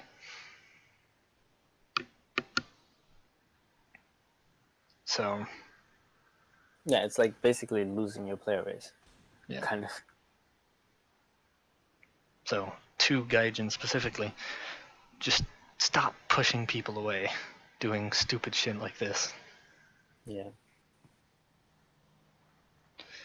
But anyway, enough of that. Should we talk about another Silver Lion thing in terms of shell cost? Oh yeah, that, and one more thing about the repair cost. Um, you like, I can understand repair costs if you do something stupid, like you just go crash your plane into an enemy plane, or crash your plane into the ground or something. I can understand that, because then it gives you incentive to not do stupid shit. But if if you do that, they should do something like each tier has a flat fee, Or like, oh, let's say that either A, there's a flat fee across all of the vehicles that you pay if you do something stupid and you die because you crash or something. Or B, let's say tier 1, all the tier 1 vehicles you pay 3,000 lions. Tier 2 you pay 6,000, tier 3 9,000, etc. Just something like that where it goes up for each tier because your vehicles are more complicated and all that and more expensive. So I mean that would make sense. I mean, don't you think? Yeah, no, definitely. But yeah, the shell costs that you were talking about, stuff like the Leopard 1, the actually they actually seem to have taken the shell cost for the Heat FS down. Oh, really? To what? It used to be around 1,000. Yeah, it's the same as the DM502. The Oh, but that's hash. because there's a 30% discount right now Well, for the yeah, next few days. well it's 30%, but it's still 98. Oh wow, yeah, that's amazing. So even adding 30% back onto it. So apparently they took that back down. Because for all of you guys that don't know, the Heat FS shell for the Leopard 1 was 1,000 lions for each shell that you fire. Yeah. And if you die in the Leopard 1, all of the shells that are in your tank, you have to pay for all those too. So let's say you have 30 shells. That's 30,000 lions that you pay just for just dying one time. That's absolutely insane. But now it looks like it's just over 100 each, which is much more reasonable. Yeah, no, I mean, it used to be like basically missing your shot and having to use a second shell could be more expensive than not killing, like than what you get from killing the target, basically. Yeah. Because let's say that you get like 500 lions for killing someone. If your shell is 1,000, for each shell you fire, just killing the one dude will only make up for half of the shell cost. Yeah. And that's assuming that you get a one-shot kill, Right. not having So to fire 2 and 3 times at them. yeah, so like if you're facing like a lower tier vehicle, you will make less money, and especially if you're facing like troll vehicles that are trying to be sneaky, Mm-hmm. they're fast, so you might miss your shot, and if you do, there goes 1,000. And if you do kill them, you literally might be making around 500 maybe silver lands. Like for example, you kill an M22 Locust with your Heat FS on the deal. That will be a waste of so much silver. Yeah. Yeah, but okay, yeah, I guess I'm glad they nerfed it because that was Yeah, really ridiculous. It was, that was so yeah, bad. Trying to grind from Leopard 1 to Leopard A1A1 and all that. That was pretty hellish. But speaking of earning lions versus losing lions, if you guys don't know, bombing bases in air battles, especially air realistic, is one of the most viable ways to grind out lions. And if you guys want to get a premium vehicle, which I would not normally suggest buying premium vehicles, the BV238 is a great vehicle for the Germans to grind out bombing missions because it's a low enough BR to where all your guns as a bomber are still a decent deterrent. And then on top of that, you have two 20 mils and four quad 13 mil turrets spread across your plane. So anything that gets close to you is going to be filled with hundreds of cannon shells. And then on top of that, it has the highest bomb load of any German plane with 2,250 kilogram bombs. So it's quite nice. Very good for bombing bases because you don't have to be pinpoint accurate with it, and you have tons of bombs to drop, so you can basically bomb all of their bases by yourself and get a ton of lions from doing it. So it's great for grinding out if you guys want to do that. Just saying, just putting it out there.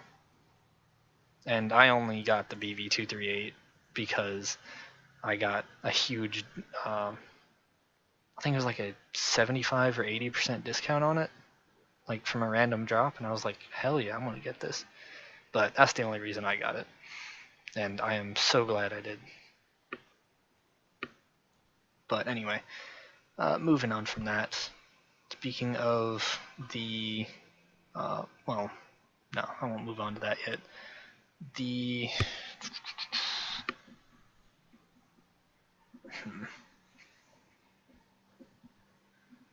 Okay, I'll just move on to the maps.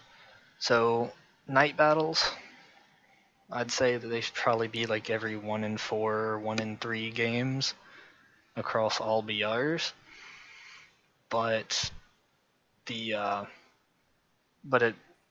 BRs before infrared and night vision was invented. So currently that would be 6.7 because the Panther 2 is at 6.7 currently. So since the Panther 2 was one of the first, well, was basically the first vehicle to ever have night vision / infrared, excluding the Vampire half-track, which isn't actually in the game because it didn't really have weapons, it's just a spotting vehicle. But anyway, the Panther 2, since it's one of the first vehicles, the night maps should be darker at starting at 6.7 matches. Whereas prior to the invention of night vision and infrared, it should be a little bit brighter, so that way you don't have to jack up your gamma so you can see without night vision. And it will actually make the Panther 2 like historically, or it'll be useful. You can use it like they would have historically in night battles because you can see, whereas the enemy can't. So it would give you a big advantage, which would be nice. But to make up for you having a big advantage for that, rather than changing the BR, it would just be like you wouldn't have that many matches where you can actually put that to good use. But yeah, the lower BRs should be brighter and the higher BRs should be darker, that's how it is now, but there's not really a specific area where like the cutoff for the brightness is.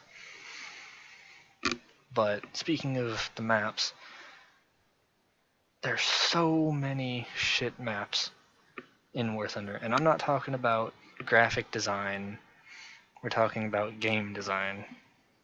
Because graphic design, the maps look great, just like the vehicles, all that, everything looks great. Alaska isn't. A lot of people give a lot of hate to Alaska, and I can understand why. It's my most hated map.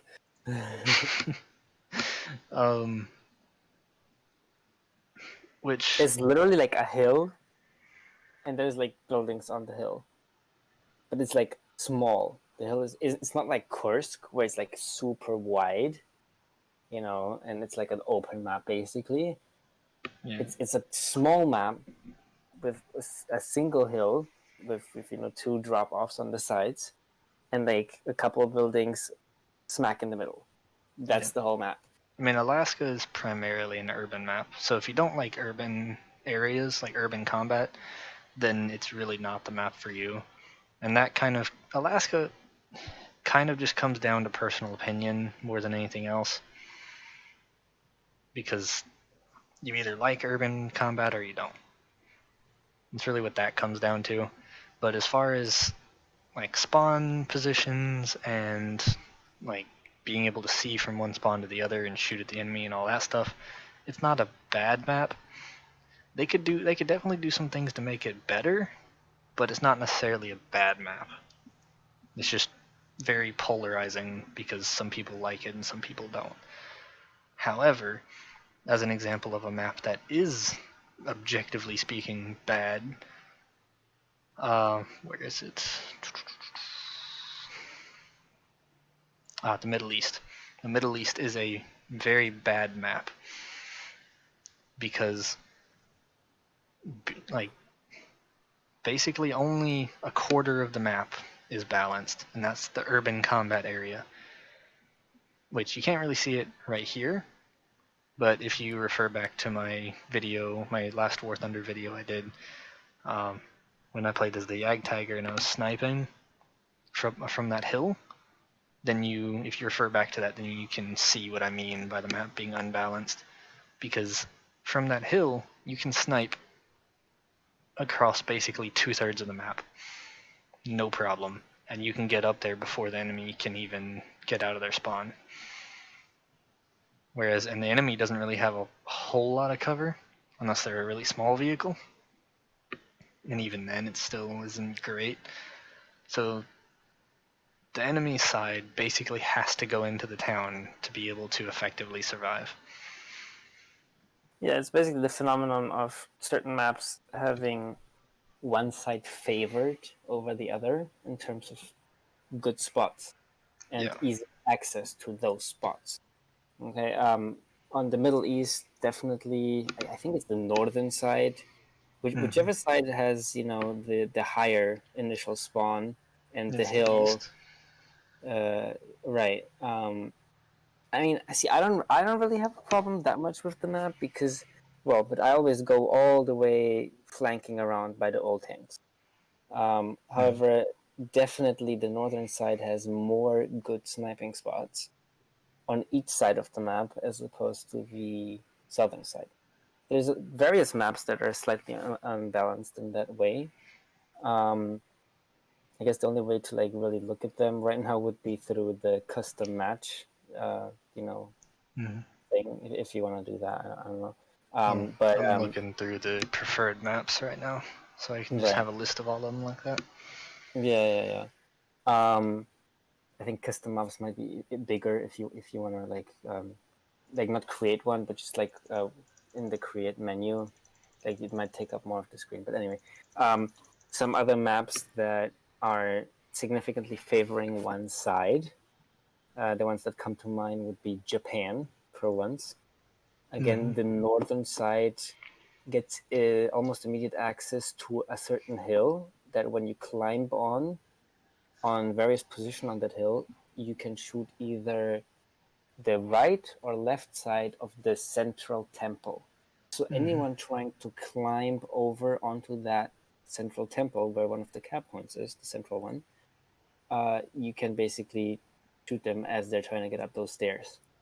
The other one is that this northern side gets quicker access to the hill that is between the two temples, between the central temple and the eastern temple, I want to say, I think. So both sides can access that second hill. However, getting to the small dirt mound that leads up to that second hill is easier accessible for the northern side. So again, positions matter, as I said earlier. In my opinion, positioning and good spots are the main thing in the game, and getting there quicker, of course, is gonna have an impact. Right. So that's about Japan. Some other maps that have that issue would be Ash River. Okay, that's the one that's layered in 3 basically flat grounds. And one of the sides has better sniping spots. One sniping spot overlooks the entirety of the middle spawn, the middle cap, sorry, and the way into the lowest point. And then they also have certain sniping spots that overlook the highest one, right? So they basically have a good variety of really like control points or control spots that prevent access to the caps. And of course, that's going to make it much harder for the other side to play the objective. Right. So it's just certain maps favor one side, and that creates a balance. Yeah. Like Ash River is very unbalanced as far as sniping spots go, because up on the eastern side you basically have one hill right here in G8, and that's about it. But for the western spawns, you've got one in the southern part of J3, the eastern part of J3, and then J4, and then somewhat of J5, and then you also have the hill in H3 that can see pretty much not quite at A, but you can see pretty much everything south and east of that area. Whereas the hill for or G8, you can only really see, like, your angle of fire is basically cut off from between there to E2. It's a very narrow arc of fire that you have. So you can only really shoot on the hill that you're on and that the enemy is on with you. You can't really shoot down at the enemy very much without totally exposing your entire tank from every direction. So that's kind of what we're talking about. This Ash River is not the worst example. It's not the best example of this, but the southern part of the map definitely is unbalanced. The rest of the map is not that bad though. Yeah, it's kind of the same with like El Alamein. I think that one, again, there's good spots for both. However, one side has slightly better spots. The one that I really think demonstrates like pure imbalance is Carpathians.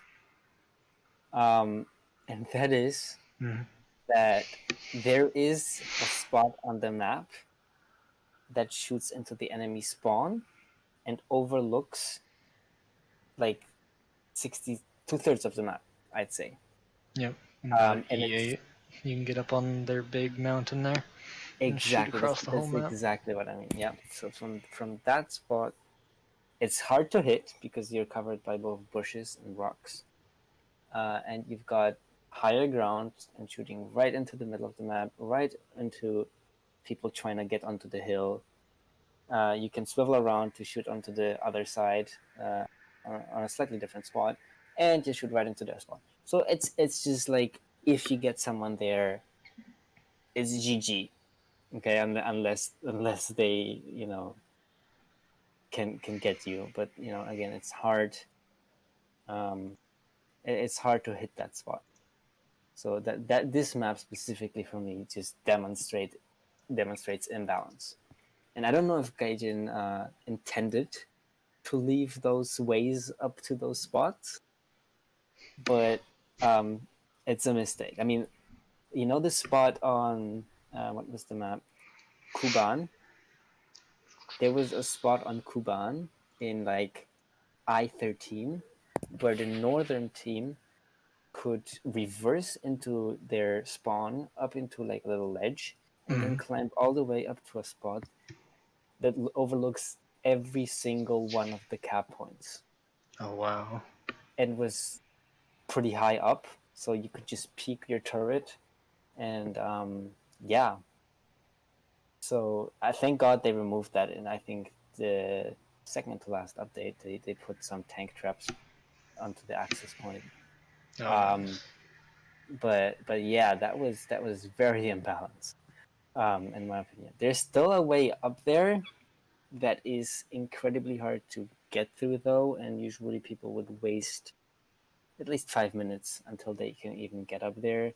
So at this point, it's semi-fixed. It's semi-fixed. It's definitely, but the very narrow vehicles still can get there.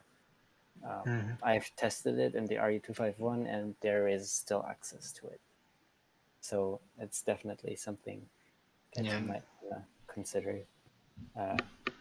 Again, the Normandy map is pretty bad too, as far as being unbalanced, because the eastern side with the sea point, that there's a hill that the sea point is on, which can see all the way into the western team's spawn, and you can get up there real quick. The urban area isn't really that unbalanced, except for the fact that there's more buildings closer to the eastern spawn compared to the western spawn. So whoever takes this point basically decides whether or not the western team is getting spawn camped even more than the sea point, because you're not going to be able to deny the sea point for a good while into the match because they're just so close to it. And then your point that you're closer to as the western team is down the hill, so you can get shot at from every direction, would be it out on the beach, or up on the seawall over here, you're just kind of screwed. You're just more or less out in the open. So you have to take it and then get off it. You just can't really sit there and defend it. So I mean, it's not a good map. And on top of that, Normandy in the first place should not be a normal map rotation unless they do like the hedgerows of Normandy. It should not be the beaches of Normandy, because the beaches of Normandy is not designed to be balanced in the first place. So it should not be a normal map rotation. It should be an event where you have one team defending and one team attacking, like D-Day. So there's that. But I mean, they're pretty much just about all of the maps that they've designed have some really bad spots, but then some of the maps, like we mentioned, like Japan and Carpathian, or not Carpathian, where is it? The Middle East, are just bad maps entirely. And Normandy, which I mean, they're just bad maps, like in the entirety of the map design, not just a couple spots here and there that they just haven't fixed or that they don't plan to fix. I Yeah. personally also dislike Italy, but Yeah, I'm not a fan of Italy either, actually, yeah, because like you have the urban combat, and the buildings are just so tightly packed that light it extraordinarily favors light tanks, because there's so many. The entire city is just nooks and crannies for light tanks to hide in. yeah. I mean, most maps do though. If you think about it, most maps favor those light tanks with decent guns that can get there and then kind of control the battle. Yeah, but Italy, you don't even need a good gun since it's such close quarters. Right. Because you don't have to shoot at long range, and you can go wherever the hell you want. Yeah. And then you can go on the north part of the map too, and then you can flank around the whole enemy team. Or alternatively, you can just totally bypass engaging the enemy in the town, go straight through it in no time as a light tank, or even as a medium tank, and then start spawn camping the enemy and or get behind them as they're still trying to get to the points, because they're actually playing the objective. So Italy's a poor map too, honestly. If they were going to do Italy, they shouldn't have done an urban map like that. They should have done something like in the mountains, like something really mountainous. Yeah. Like the Alps. That would have been really nice for Italy. Like there's some really questionable design choices about a lot of the maps, but overall they're not too bad. There's just some stuff that they need to fix. Fields of Poland. The urban combat in the Fields of Poland is really nice around the B point. Yeah, but that's it basically. Yeah, the rest of the map is pretty crap.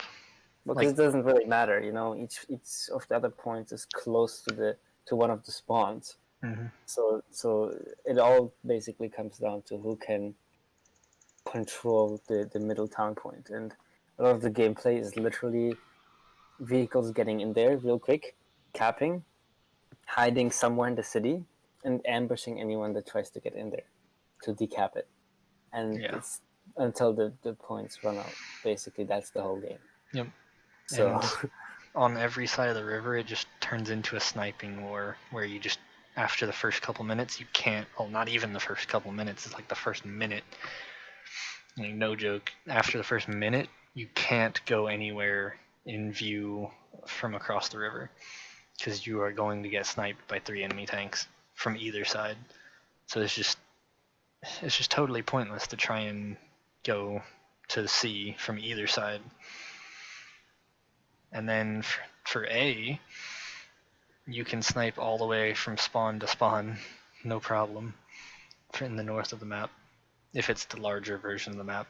Now, the smaller version of the map, it still has the issue with the lake, but the rest of the map is okay. The big version, like what you guys can see right now, is far worse than the smaller version. Because the small version is about half of it, from about E3 over to E7 down to H7 to H3. So Yeah, and also the cap points are centered. They're not in favor of any one of the. yeah, because they're all, two of them are in the city. One's on the north part of the outskirts, and then B is like on that little peninsula there, and then C is right up there on the cliff. So, like, even though C is up here and it's a good sniping spot, and there's a forest and all, you can still snipe into it, and you can snipe out of it. So it's not too bad, and there's not a whole lot of cover up there. It's just concealment up there. So it's not a bad. It's actually a pretty good map when it's a small version. The big version is pretty shit. Yeah, it's very static. The big one. Mm-hmm.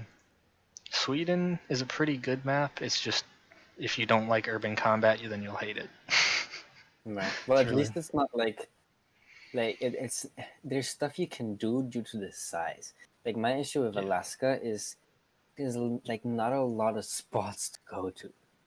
You know, just 'cause it's so small, kind of like it forces you into a very small area of specifically urban combat, and even the sides are like low ground, so it's not like you can do a lot there. Well, with Sweden, you there's a lot of spots you can go. I mean, yes, it's urban, so yes, it's street combat, but like even there, it's due to the size you can do more than Alaska.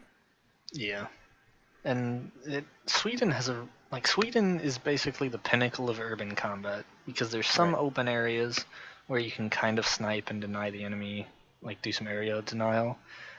But it isn't to the point where you can totally lock down the entire map doing it. Exactly. And you can still get flanked if you're not paying attention and if you're not working with your team. So I mean, it's a really good balance, to be honest. They could probably do with changing a few areas in it, like to make some of the areas less open and to make others more open. Because like some of the spawn areas, like the left spawn for the southern area, is a little too open going to the sea point, especially compared to the northwestern spawn going to the sea point. It's really different there. So I mean, there's some areas that could do with a little bit of change, but it's also a new map, so can't give them too much shit for that. Yeah. But they did a pretty decent job with that one, I'd say. But that is, like I said, just one of those things that if you don't like urban combat, then you're gonna hate it. But if you do, then you're gonna love it. It's just one of those things. Just whatever your opinion is. 38th parallel. 38th parallel is a pretty shit map. I mean, there's some decent areas, but C area going to B is absolute trash. Just all of that area on the eastern side of the map is absolute trash. The A point is pretty decent, and the B point isn't too bad. Like that kind of area there. But all of this half of the map is pretty trash. Because, like, the whole C point, like, everything all up in here is just totally open. And both teams just have a sniping war and also just annihilate anyone that goes into the C point. So the C point is just a death trap. And there's no point for it even being there except to attract noob players and to give whoever's already winning the game anyway an extra cap just to end it faster. Jungle's kind of complicated. Like, there's some really good spots and there's some really bad spots. I don't know. You can do a lot of different things on jungle, so I don't know. It's an okay map. It's not the best. It's not the worst. What I really dislike, though, another one would be the American desert. Again, here we have a map that highly favors the northern side, not only do they get almost immediate sniping access into most of the western point, I believe, but also they got a point. They got a hill on the eastern side, again almost right off the bat from their spawn, that overlooks the eastern point to a certain extent. And actually, that's what also has almost access to the spawn, the hill one. So both sides for the northern side have really good spots, creating high imbalance and just kind of making it more difficult for the southern side to do anything. Yeah, if they swapped the northern hill to go to the south, so they could do that, then the map would be pretty balanced. Because then the Right. northern side can lock down A, and the southern side can lock down C. Exactly. So I mean that way it's kind of balanced that way, and then B is just you're gonna have to go in there and take it yourself. Right. Yeah. So I mean that That would make makes it sense. better. Yeah. What else? Sinai is pretty I decent. love. Yeah, I love that. That's my original favorite map. Just because. Yeah, it's kind of balanced. I mean, I don't know. I think it has everything. It's I mean, it's there's pretty open decent. parts. It has slightly more closed parts. One side of the map is like super open with like little hills. The other side is slightly more urban, slightly, just slightly, still with a lot of rocks and sniping spots. The desert maps in general, not counting American desert, all the other desert maps, I personally do really like, just because I feel like those are the most balanced ones. So everyone, there's something for everyone in a way, right? So like Tunisia, you have on one side open, on the other side town, in the middle, like kind of like a lower river Yeah. part, In the middle, right? it's really open, like Yeah, all across the center strip of the map. right. So And you like get the there's urban. something for everyone to do, Mm-hmm. and I think that's what really counts for a map, is that no specific side gets a like significant advantage, and Mm-hmm. also that there's something for all kinds of vehicles. Yeah. Not just light vehicles, like also maybe heavy vehicles, also maybe Mm-hmm. sniper. Just in general, that does help. Let's see, yeah. So that's Tunisia, Sinai. I feel like there was El Alamein. All right, Mm-hmm. so there's good spots again. We have the pure desert on one side. We have a town in the middle, and like a rocky kind of cliffs on the other side, with lots of roads and a castle and hills and yeah. I just it's something that every type of vehicle can have every kind of playstyle that they would normally do. So I think that's how on those maps they did a really good job with balancing them. Yeah. And when you think of a desert, you wouldn't really think of towns and like mountains and stuff, but I think the desert maps, like you said, they did a really good job with it. Not only for giving everybody something to do for all the different classes of vehicle, they also did a really good job with making it like with having good variety on the map itself. Like, because Yeah. they have buildings, they have like refineries, like on Sinai, they have mountains, they have everything.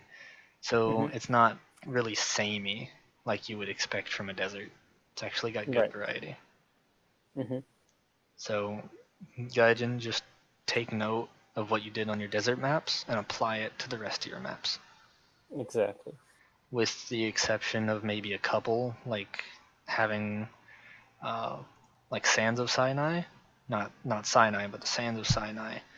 That one's really open, and that like you need some desert maps like that kind of has a samey like out in the desert area, because I mean that you need some maps that are more open, but they still need to be balanced and open, not like Kursk. Um, but then you need other maps like Sweden where it's really urbanized.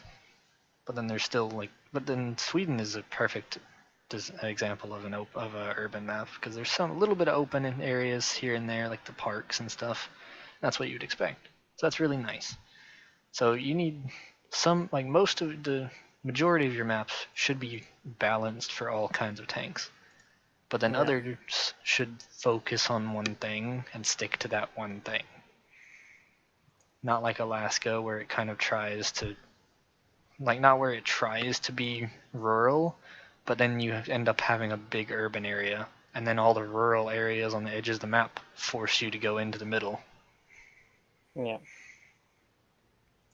The other one is like Ardennes. I mean, sorry, not Ardennes, but Maginot. See, Maginot is tricky because on one hand, it does that thing that the desert maps do of having, a town, an open field, and like a middle thing. But it's just really big, so it takes a lot of time for those heavies to get anywhere. Yeah. Right. So it's a tricky call on that one. I'd say I like it, but they should expand the city on the left side, I think. Maybe a bit, and just overall just shrink it just a tiny bit, so it's not too huge. Because once you make it huge, it goes back to favoring specifically the light and the fast vehicles. Yeah. Where the heavies are kind of slow moving, shooting targets, basically. Like, yeah.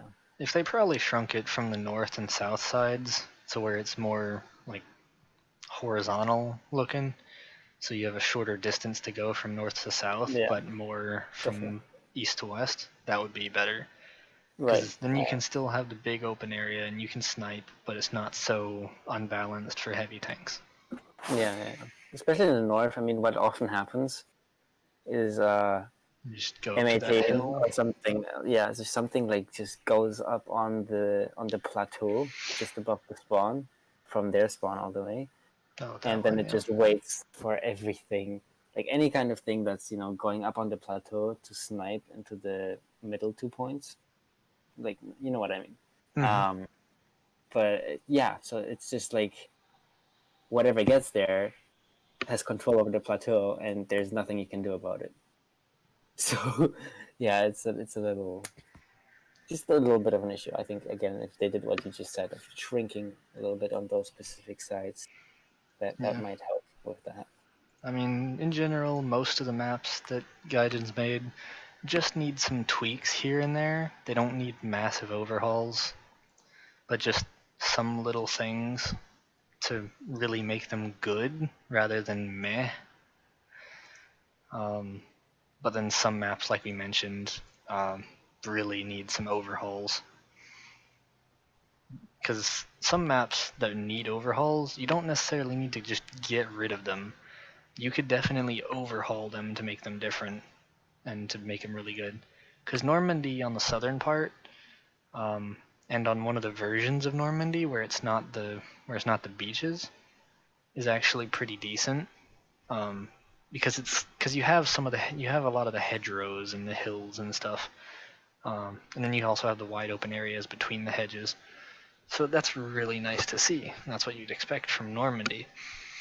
But the standard Normandy map with the beaches should probably be removed and just remade entirely for events. So you've got like Tigers defending and the Panzer IVs defending, and then you have Shermans coming up on the beach. So I mean, you should have stuff like that. And that would be really nice to see if they made an event where they did that, which they did one a while back, which was really nice. But yeah, which that was a really good event. And even though it was Tigers facing off against Shermans, they made the spawn points or something, I think, for the Shermans a lot less. And they made, if you came in a heavy tank, you also only got one spawn, whereas if you came in a medium or a light, then you got two, which is a really nice thing. And so the event was really well balanced, I think, even though it was Tigers versus Shermans. Most of the Shermans, which were not 76s for the most part. So despite that, it was still a well balanced map. and you had to take in, and you had to take your Panzer IVs before you could take your Tigers. So, for all those people that would say that it would be really unbalanced if you had Shermans facing off against Tigers, you can make it balanced. And Gaijin did a pretty good job of that during that event. So, at least I think so. And from playing it, that's what was pretty much the consensus of everyone I talked to about it.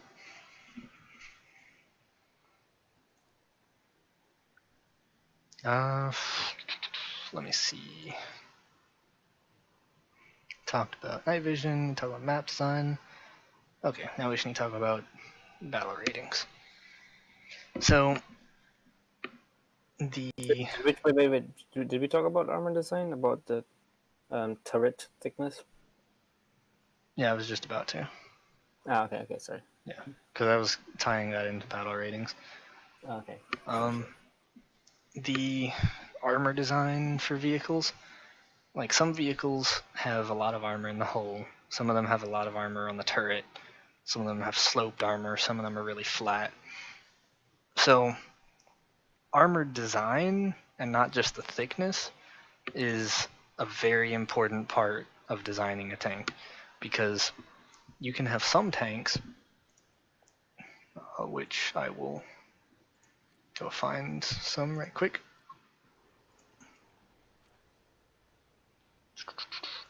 Here is the Tiger one. As you can see, it's really flat all on the front and the sides and all that. It's just really flat. But it has 102 frontal, or basically 100 frontal armor and 80 side armor. But the problem is that it's really flat. So you can pen it, and whatever penetration values for your shell you have is really simple. It's just whatever that value is, you know whether or not you'll pen it. And that's pretty much that. Then other stuff, like if we go over to the Panther, because the frontal armor is angled like this, the shell can deflect.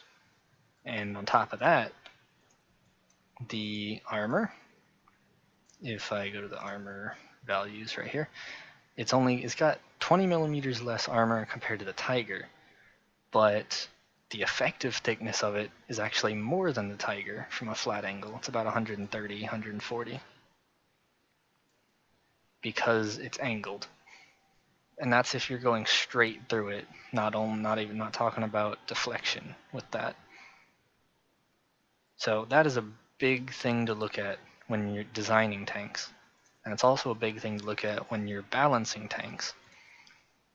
Because see, the Tiger's 5.7. And then look at the 5.7s for America, for example. Oh, no, not that. Preview. The M4A376. It's angled. From the front, it has almost as much armor as the Tiger. Not quite. It's about 90, 95. But yeah, it's still, like, even though it only has 63.5 armor on the front, it has almost as much as the Tiger, despite actually having about half as much as the Tiger. But both of them are 5.7. So that is a big thing to look at when deciding on the BRs of tanks. Not just the actual thickness of the armor. Because looking at the T-34, for example, the American T-34, just so you guys know, and don't get mad at me for talking about the American T-34 versus Russian T-34. The American one got 203, 305, 305 for the mantlet there, and then you got 158.7. But then the effective thickness for it when you're shooting at it from the front is 250 to 350, right around there. So that is a hell of a lot of armor. Then you go to the hull, and it's about And it's 100, but it's effective for about 160, 170. And that's 6.3. Go over to Germany. Oh, and that basically means that you're not going to pen the turret, but you can pen the hull of the T-34. Then going to the Tiger 2P for Germany, since it's 6.3. 150. It's got a good bit. It's got quite a bit. It's got about 100, maybe a little less than 100 armor for the frontal hull. But then looking at the turret, it only has 100 mil of armor on the front of the turret, which goes up to have about the same effective thickness as the hull armor on the T-34. And the thing about that is what Axis was talking to me earlier about is that you're like in tank combat you don't want to expose the hull of your tank hardly at all, if at all, if you can help it. And since you tried not to expose your hull in the first place, you don't really need the armor on your hull in the first place. You should rather have it on your turret. And because of that, your turret is where you're going to be getting shot most of the time, rather than your hull. Right, like a lot of the maps, because of the hills and the cover, most times what you're going to be seeing is just the tank's turret. It's going to be hold down, just the turret. And especially with the 6.7 situation, it's very tricky, because on one hand you have the Tiger II with 185 millimeters on the front. On the other one you have, this thing, the T-34, that, or just in general, American vehicles tend to have strong turret armor as opposed to hull armor, right? So we see that with the Jumbo, where the Jumbo has 177 on the turret. That makes it basically like you can't penetrate it with many of the things you're going to be seeing, with the exception of the Panther 2, of course. Just the regular Panther and the Panzer 470. But most other things at that BR, around 5.3, 5.7, won't be able to go through. Especially at the 5.3. It used to be 4.7, if you believe it, Jumbo, which is ridiculous, But now it's, thankfully, 5.3, so certain things can go through, like, the Panzer 470, the Dog 75mm gun. Just like overall, it makes the turret super strong, and that's mostly what you're going to be seeing. Ideally, you just want to peek over a hill or out of cover with just your turret. And so having more turret armor is more effective than having more hull armor. Like, if you think about it, if you can see a tank's hull, you can also see his turret, right? But not always when you can see a tank's turret can you see his hull, right?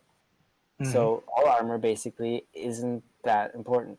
You'd rather have turret armor, and that's what American tanks have more of. So that's why, again, I feel like sometimes they're not quite making the right decisions with BRs. And, especially with this example with the T-34. Actually, I still don't know why it's a 6.7, considering that it's got better turret armor than the Tiger II, a bigger gun, more penetration, and the T-29 is a 7.0. And the T-29 has a smaller gun with less penetration. So, How does that make sense? How did they decide to not move the T-34 up, but move the T-29 up? Yeah, some of the balancing decisions seems a little arbitrary. Right. Yeah, and those millimeters are the difference between the IS-2, for example, the 122mm gun, which you start seeing at about 5.3, and all the way up to 7.3 for the Russians, that can pen a Tiger almost anywhere on the turret and one-shot it. But it cannot on the American heavies. So I feel like that's a pretty big one, right? So, yeah. So, yeah. The T-34 should be a higher BR compared to Tiger IIs. because of the way the armor is designed and where the armor is focused on, rather, too. I mean, it makes a difference all throughout the tech tree, but those are some very poignant examples of that. In addition to armor design being taken into account, stabilizers and 50 cals need to be taken into account too. Because pretty much, well, it's really just America that has 50 cals on, well, pretty much all of their vehicles. And 50 cals you can easily use to take out planes. And if nothing else, it is a very good deterrent to keep planes from coming in and attacking you. Yeah, Whereas, they have a lot of one-shot potential on planes, surprisingly. yeah, you can easily snipe a pilot with one 50 cal bullet. Whereas 7.62s, you can pour dozens and dozens of bullets into a plane and it barely does anything. And on top of that, pretty much all the American vehicles have pintle-mounted 50 cals on top of the turret that can point in just about every direction. Whereas everyone else, as you can see, Panzer IIIs, 4s, the Tiger E is an exception because it actually has a pintle mounted, but it's still a 7.62. But the Tiger IIs, finally in the modern era, they started adding some pintle mounts, but yeah. But And yeah, 50 cals compared to most other nations' machine guns, not only are they bigger, 12.7 millimeters, but they also have more pen. They're pretty fast. They kind of fire like a laser. And all of this basically makes them not only be great anti-airs, but also great anti-lights, which means light vehicles of other factions, like, for example, the Pumas, die to 50 cals. Right, everything dies to 50 cals. All the lights die to 50 cals. Armored cars, open-topped, AA, all that stuff. Right. So you can get taken out by 50 cals. Hell, I've actually been taken out by M16. As you can see right here, it's got 450 cals. And I'll show you how much pen they can have. Where is it? Yeah, so the AP, the solid AP rounds, M2 armor-piercing bullets, you get 31 pen with it. Somehow I got taken out in my Panzer IV F2 by an M16. I mean, it was like right in front of me. It was like within 10 meters, so it actually has that 1 millimeter of pen extra that it needs to actually pen me. So I've actually been taken out in my Panzer IV F2 by an M16, which is retarded. And that's a tank being taken out by 50 cals. An actual tank, not just an armored car, not just planes. And going to planes, the M16 is absolutely stupid no matter what BR you're at because of the amount of lead it can throw down range so fast. And because they're 50 cals, not 7.62s, they can put down some real hurt on some planes. And they may not have the explosive mass of cannons, but the sheer amount of bullets you're putting down range, and they've got good pens, so they can hit the pilot fairly easily. Which is generally what you do with it. That, or you just put so many bullets into the engine that it dies. Or that it runs out of fuel because you punctured its fuel tanks so many times, or oil tanks, or whatever the case may be. Or you just put one through and it catches on fire. Mm-hmm. That's also what happens all the time. Yep. Which the DO 335 has an issue with that any which way, so that's I just hate the DO 335. I want to love it, but I just can't. But yeah, the 50 cals need to be taken into account for balance, because 50 cals mean that pretty much any American tank has the potential to be a light anti-air vehicle. But that's for all of their tanks, not for their specific anti-air vehicles. Whereas every other country doesn't really get that opportunity. They don't, like, most other countries don't even have pintle mounted machine guns at all, much less 50 cal mounted machine guns. So yeah, they're pretty much limited entirely to their anti-air vehicles to take out planes. Whereas America, well, okay then. Whereas America doesn't need anything. They just take whatever the hell they want and do perfectly with it. Okay. So, as I was saying, stabilized vehicles, which is most of the Shermans. If for those of you that aren't aware, stabilizers, what they do is when you're moving, like when you go over rough ground, that makes your whole tank and therefore also your gun on your tank go up and down and all over the place because like you're going over rough terrain. But if you have a stabilizer, it makes it where it'll compensate for that, so it'll stay looking at the same point even when you're going over rough terrain, so it makes it easier to aim when you're on the move. Early stabilizers weren't great, but if you're going really slow, I mean, moving at all is better than staying still. So it's better than nothing. And the Shermans definitely had good stabilizers. I mean, not good stabilizers. They had stabilizers, at least. Whereas German tanks, the first German tank to get a stabilizer in the game is the Leopard 1 or Leopard A1A1, which is stupid that you only get it at 8.7, and then America gets it back at let me see, the M4A1 I believe does have it.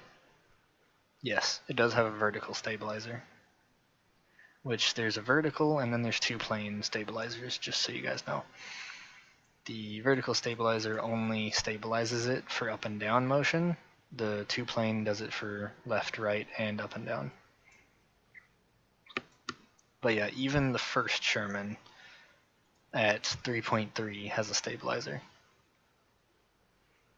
I have no idea which British tank is the first one to get the stabilizer, but I'd assume it's the Sherman too, since it's a Sherman.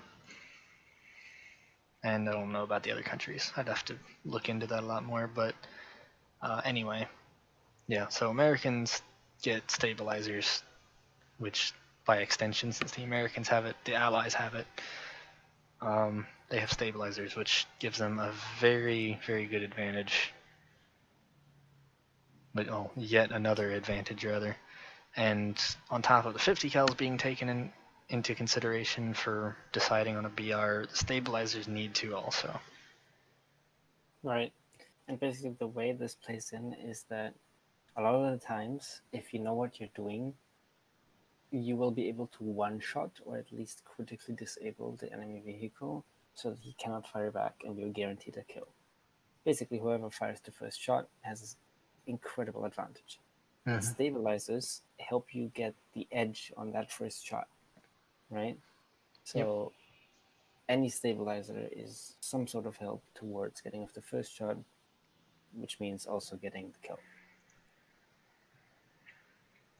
Yeah, so for example, if you're at long range and you can hit targets from further away if you're moving with the stabilizer, whereas other tanks have to just stop completely and fire and then keep moving, which makes them a big target because they stop moving. And whereas the other tanks don't have to stop moving, so they can keep moving to cover while they're firing at you. And another example of when it's really good is if you're in urban combat and let's say that you see an enemy tank, fire a shot, but it doesn't do anything. So you go around, you flank him, you get beside him, and he's turning his turret to look at you, and he's turning his tank to try and prevent you from getting a side shot. You pop around, because you have a stabilizer, you don't have to stop to fire, and when you put your brakes on, your tank rocks back up and down because you're trying to stop your momentum. so your tank rocks up and down, which throws your gun all over the place.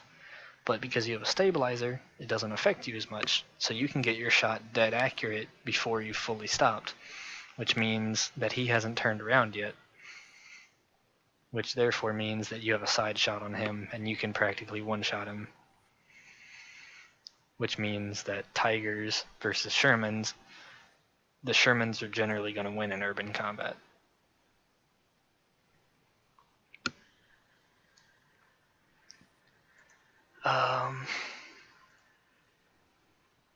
And then the last thing to talk about before going into the specific battle ratings changes that we thought about is BR decompression.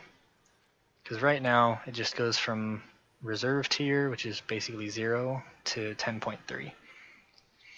It was 10.0, but then they moved it to 10.3 because some stuff was stupid. Not that 10.3 even really does anything.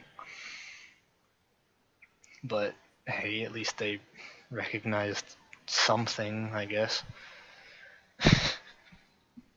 But yeah, the BR decompression just means instead of making it from 1 to 10, it needs to be, I don't know, I think 1 to 15 at least is what it needs to be. Probably. Especially if they keep adding stuff. Yeah. Well, the other way to go about it would be like an alternative to that is just not ±1 BR in battles, but ±0.7. But that's just another way. It basically does the same exact thing. Yeah, the only problem with making it where the BRs for matchmaking is more precise is that it makes match times, like when you're waiting for a match, it makes the times longer because matchmaking takes longer. And also, that also ties into the problem if you decompress it too much. Because if you decompress it too much, then matchmaking will take longer time because of that. Because there's just too many different areas to try and match people to. Though if you decompress it too much, then you have to expand the matchmaking area, which means you're right back where you started.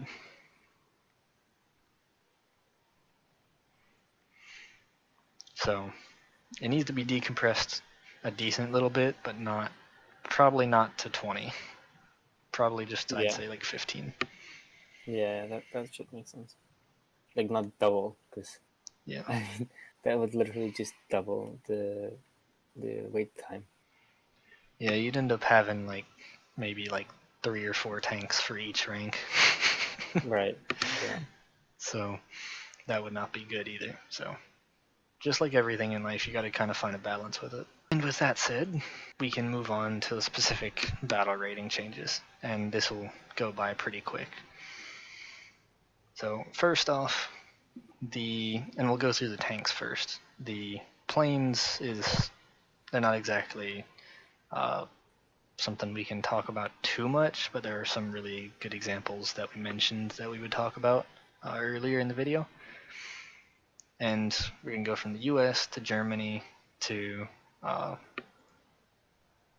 the Soviets to Britain, because we just go in order in what it is in the game from left to right. So first off, I'll let you read that off, and I'll just go through. The US? What? Yeah. Okay. Well, first of all, the M18 maybe should be raised up a little bit at least. Right now it's at 5.7.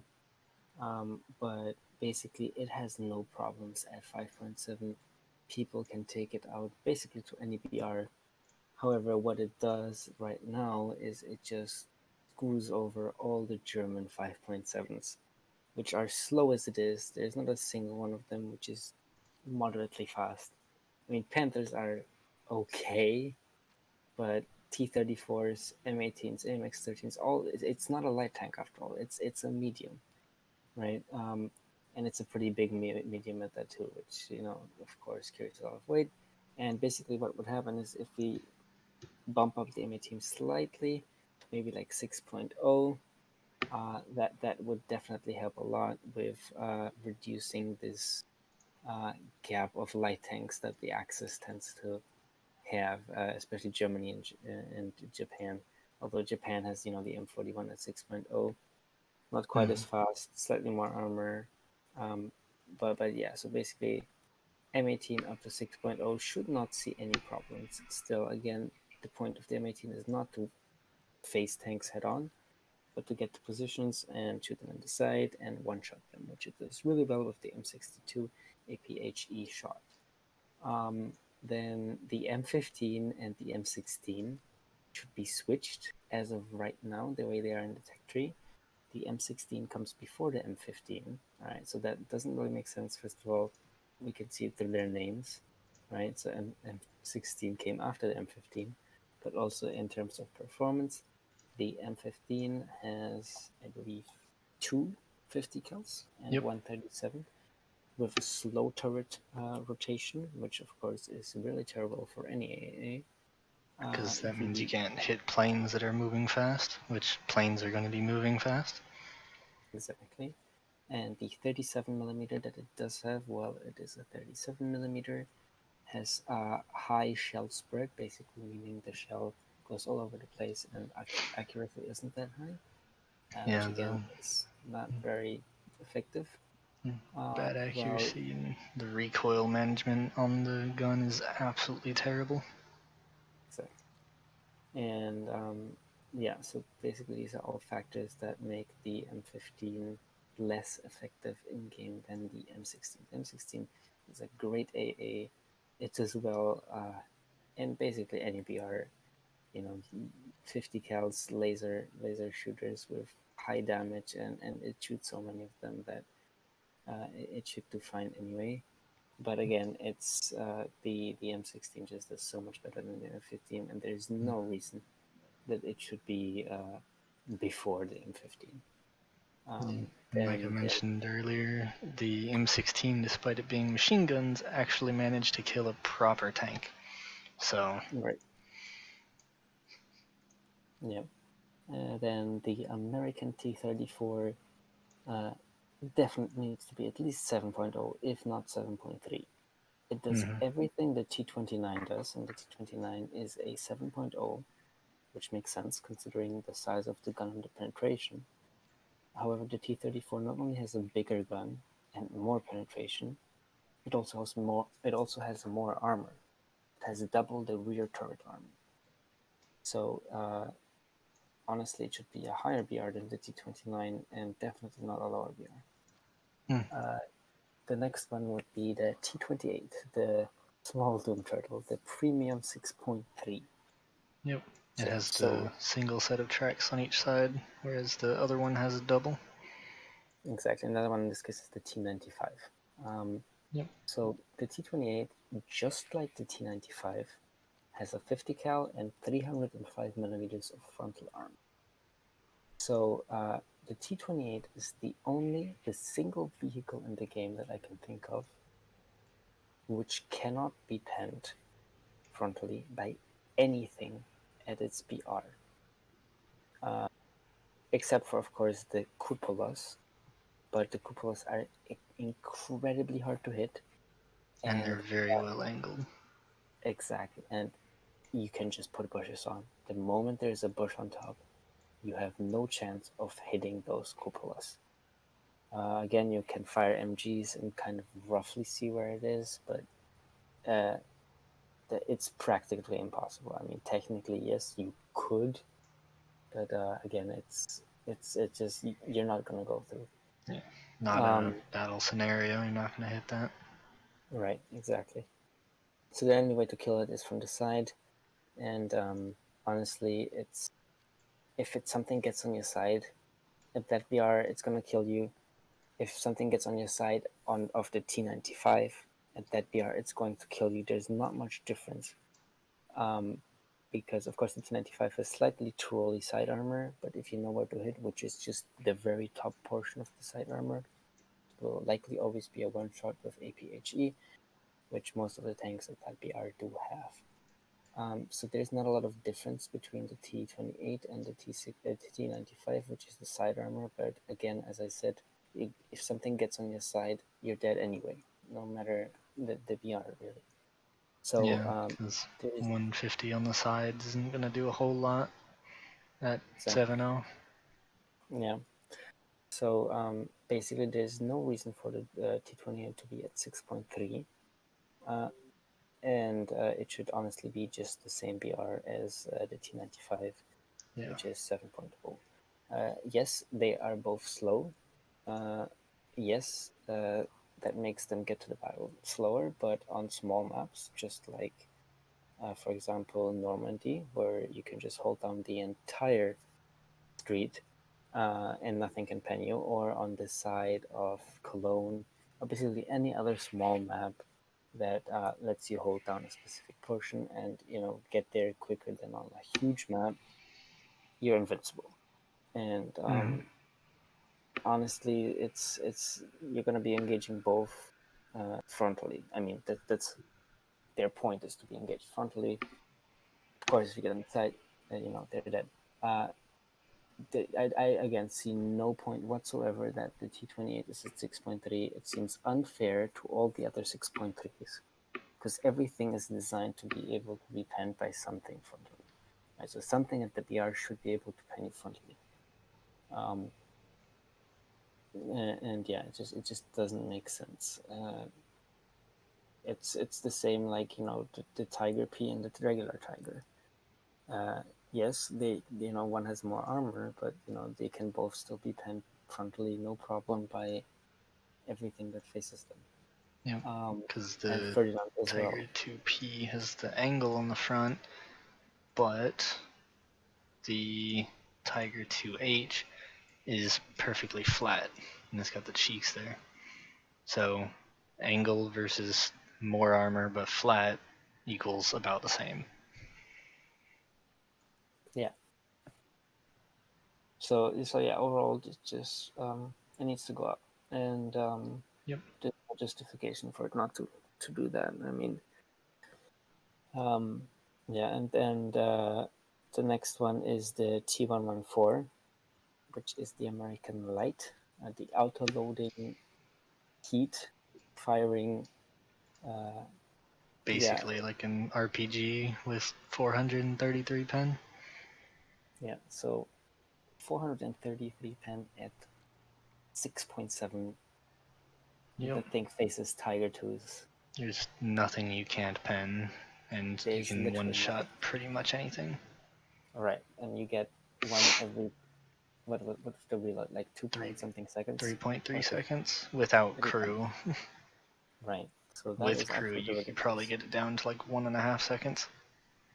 It's a small vehicle. It's hard to spot, low silhouette, Mm-hmm. hard to hit, because also the turret is kind of funky.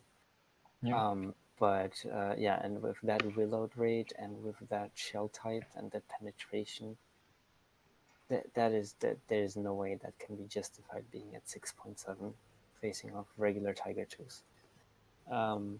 Yeah, so that needs to be bumped up at least to 7.7, if not 8.0, because there it will do fine. There Yep. is no reason it wouldn't do fine. Because you can You pen know, stuff at top tier no problem too.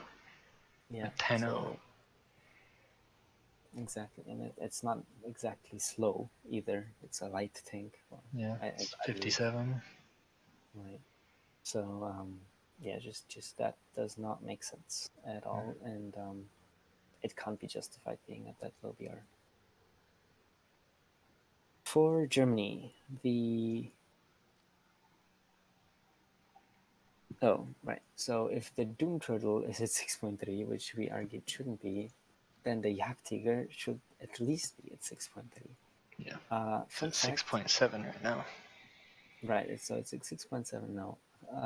Fun fact: the Ferdinand at 6.3 cannot be penned frontally by the IS-2.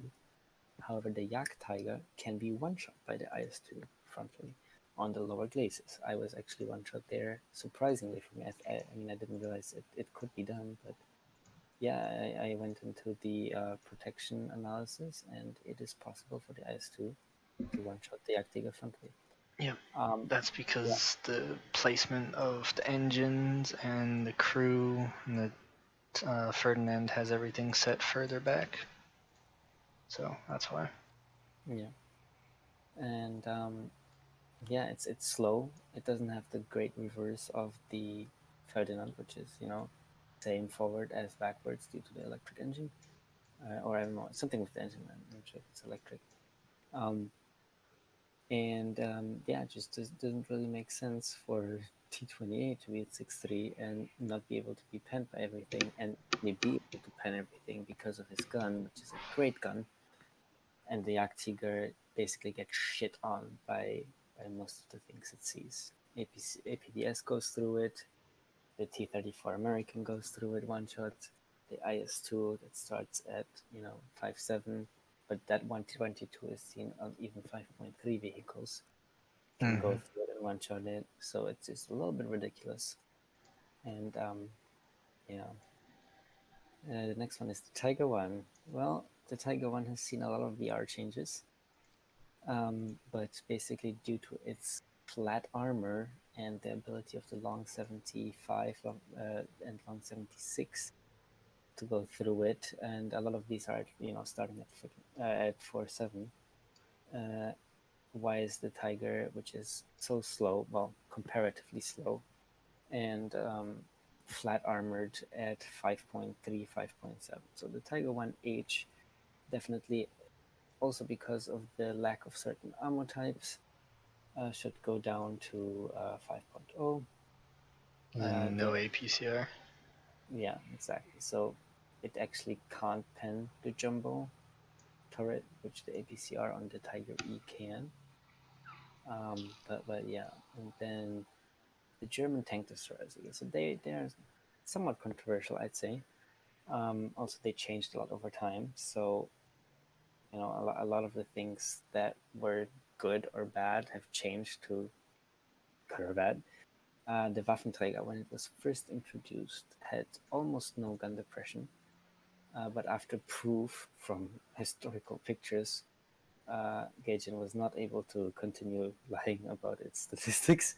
So thankfully, they added the gun depression, and honestly, I think it's fine where it is, but I can see arguments for why it might want to go down, mostly due to hull break, the slow reload that it has, and the fact that everything can pen it and planes can make short work of it.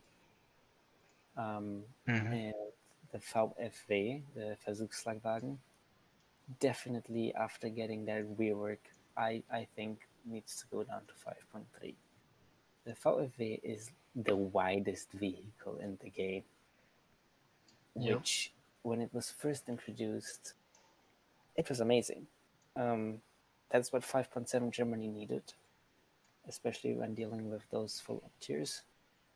And it was a quick firing 88 without hull break. It did not have hull break, and the tracks were basically for the game physics transparent.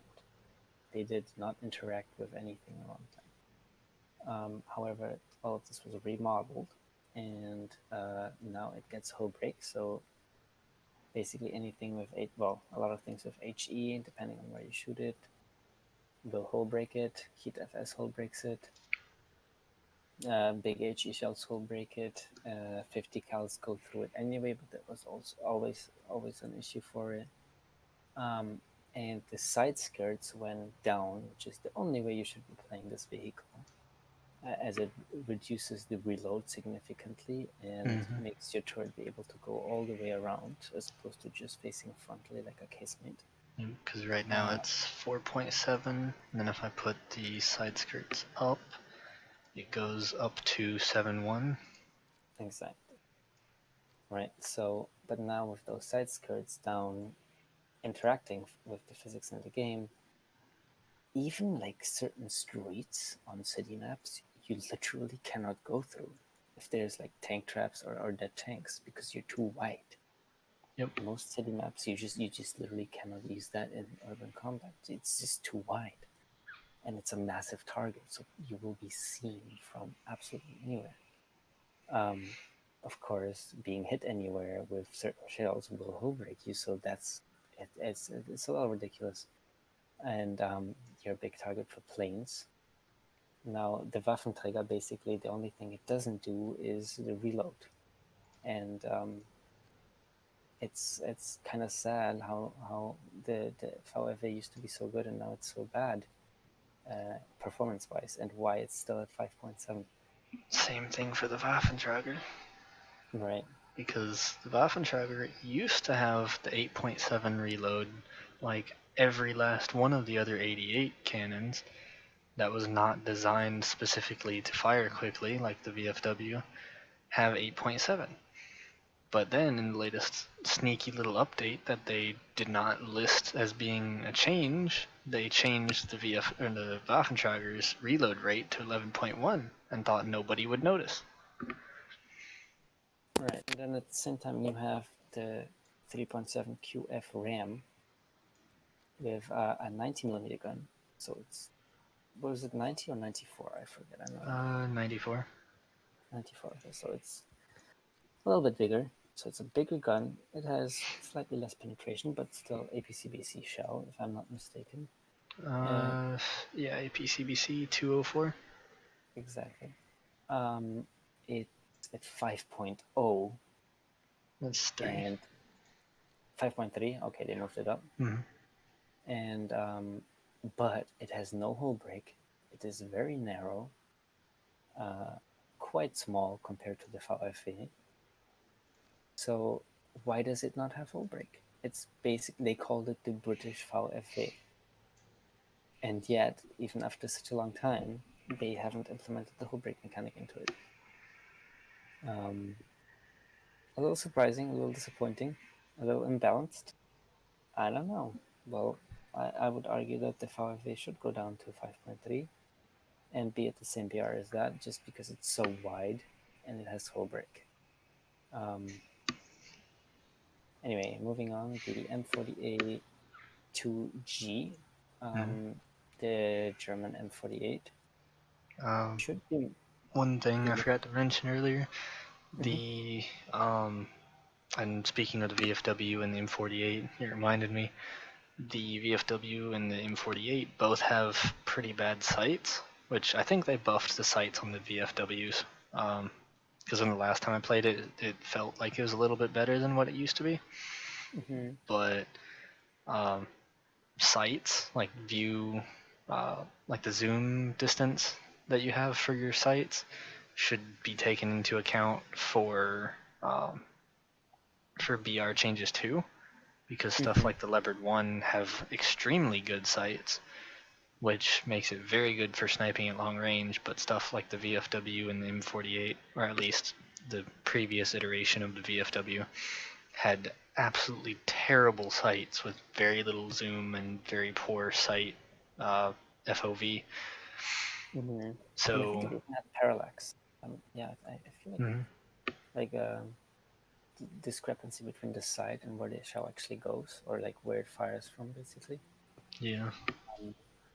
But yeah, and I mean, this is a vehicle you don't want to be closely engaging with. Like it should try to snipe, so the scope definitely matters, and having a shitty scope is a big downside. Yeah. Just another negative effect to it. Yeah, so I definitely think that the scope matters a lot. But yeah, anyway, so the M48, it's right now at 8.3, and we compared it to the Magach 3, which, yes, it's a premium, but it has ERA, and it's basically the same thing, but with ERA. It's an M48 that fires the same kind of shells. I think even like it has a bigger gun, doesn't it? No, they both have a 105 cannon. Okay, so both 105 cannon. And speaking of the ERA, apparently the ERA armor is actually now a modification that you get for it. But since it's a premium, you get it to begin with as soon as you get the tank. So exactly. So you don't actually have to grind out for that. German one doesn't get it, right? Nope. Right, so the German one is at 8.3. The American one is at 7.7. Same BR as the Leopards, which, don't have that kind of armor, and they're firing likely Heat FS, because it's really good. Heat FS is incredibly good with the 105, but with the ERA, it's not as effective. And they have the same pen Heat FS round. So same tank, but worse for Germany is at 8.3, as opposed to the American Premium at 7.7. I don't know if there's a sight difference on them either. Not that the sights on the M48 can get any worse. Yeah, and then the Leo A1A1.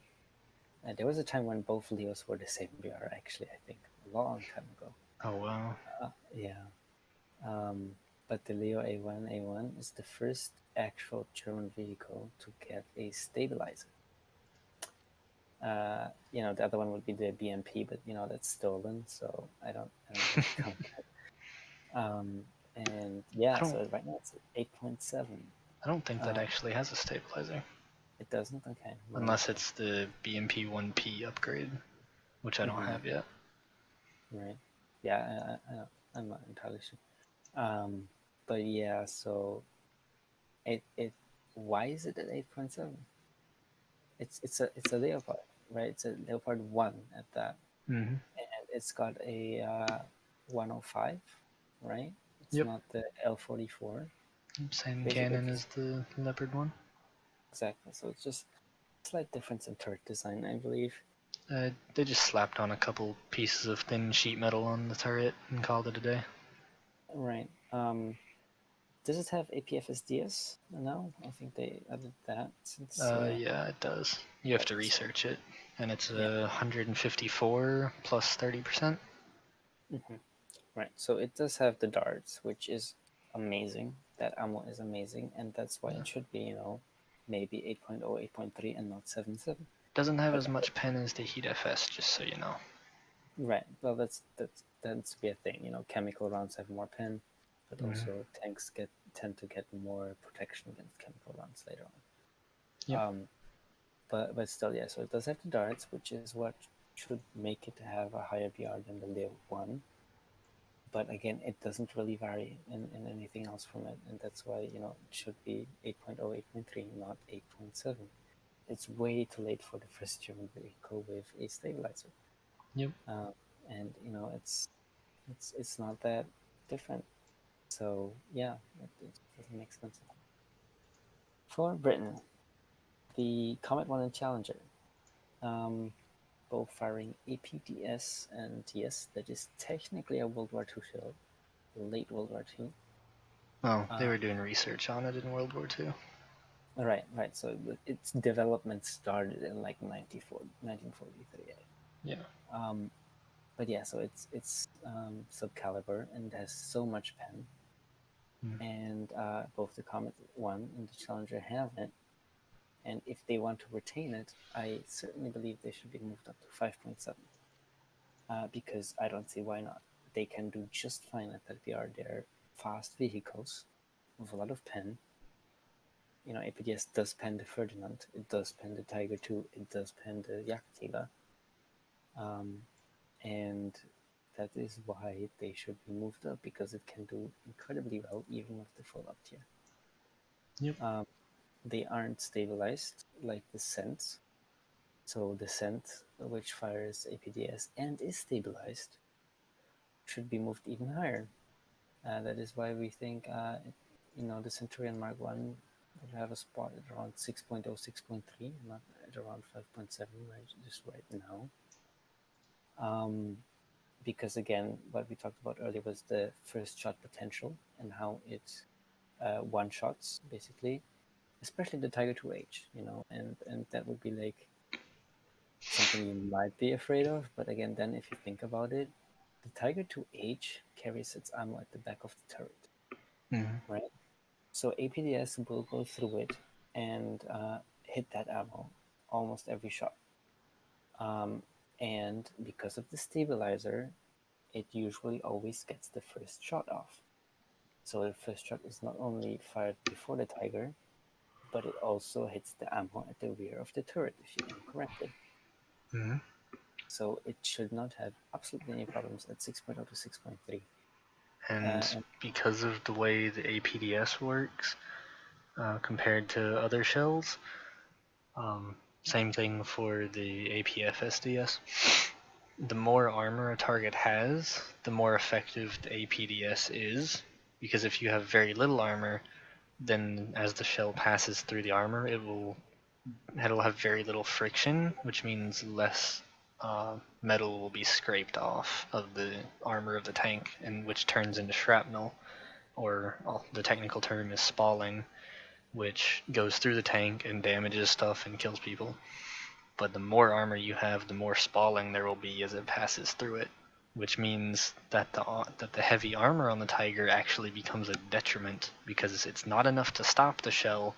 All it does is slow it down enough and cause more damage to itself. Right. Yeah. And same with the FV 4202 and the Centurion Mark III, which are both at 6.7 right now, I believe. Yep. And those have even better guns, even better armor. Again, stabilized. So I suggest moving them up to 7.0 to 7.3, as well as the Carnarvon, the heavy tank. And those don't only have APDS, they also have actual APCBC, right? I Yep. think. So you can switch armor types based on location and if you're shooting in the side.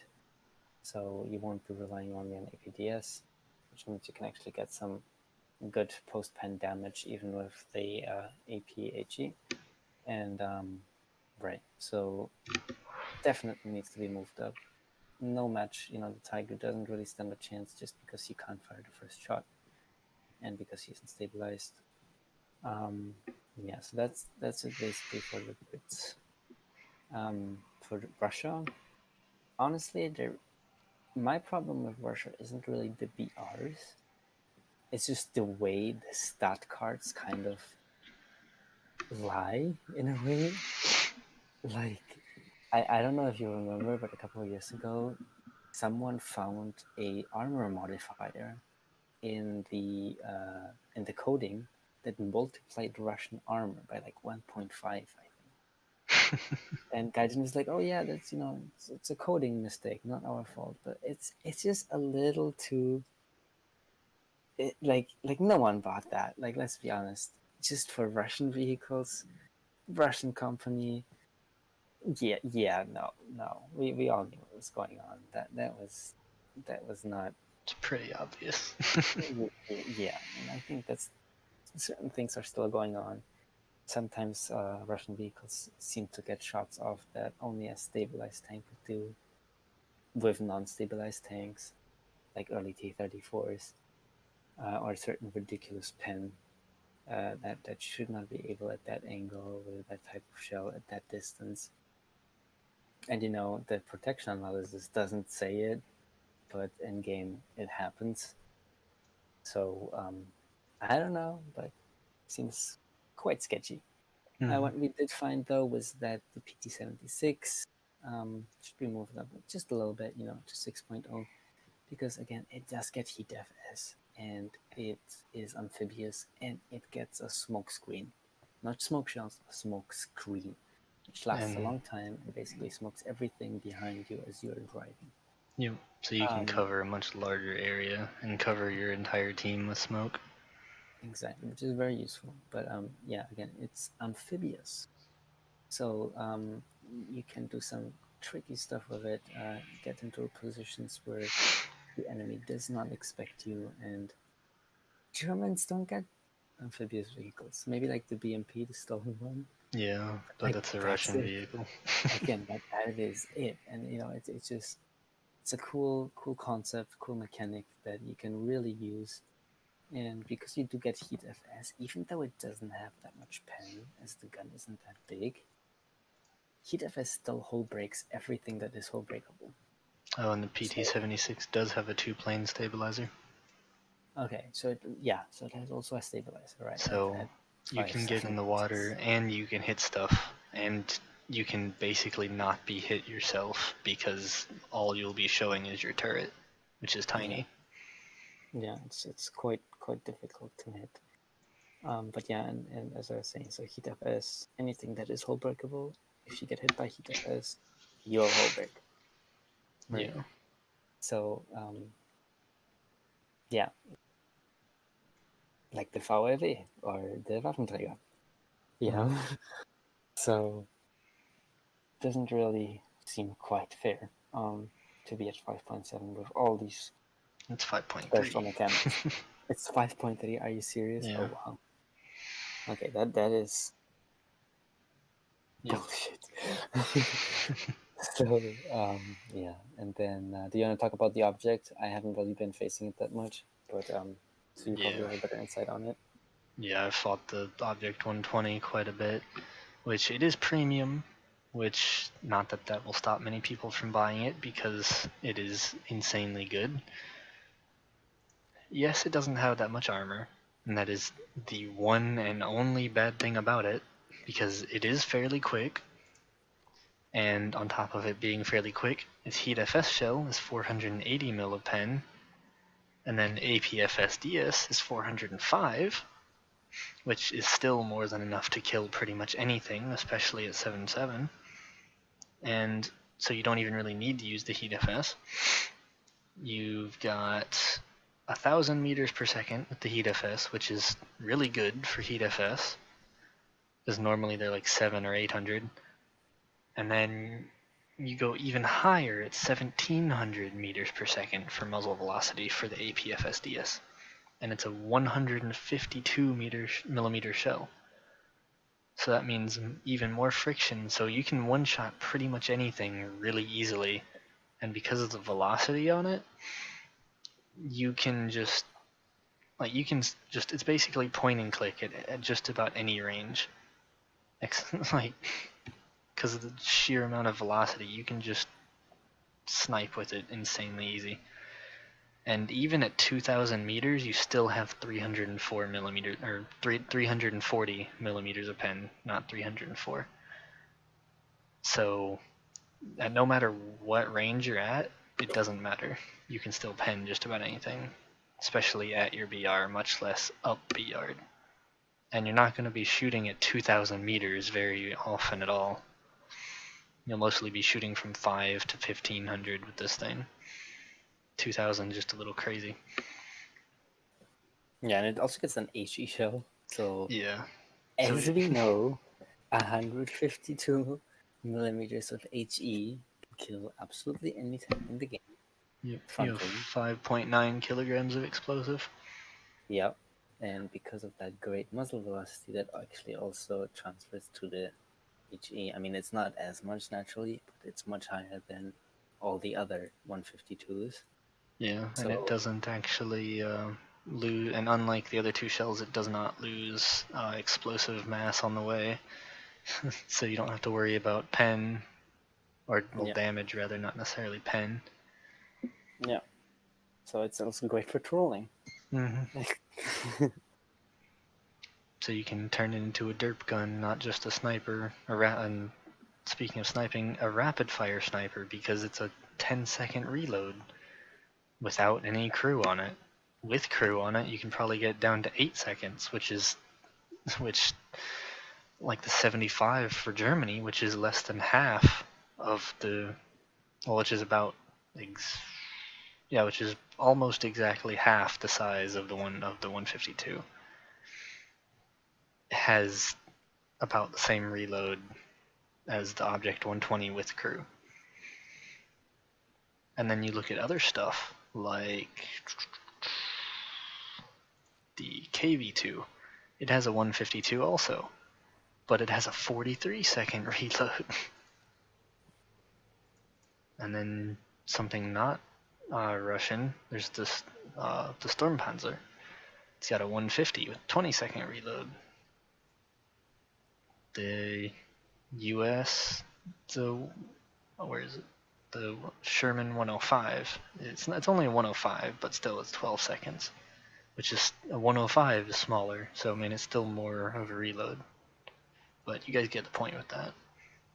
It fires faster than anything that has even remotely close to its caliber, and it's more accurate, and it's got a higher velocity so you can snipe from further.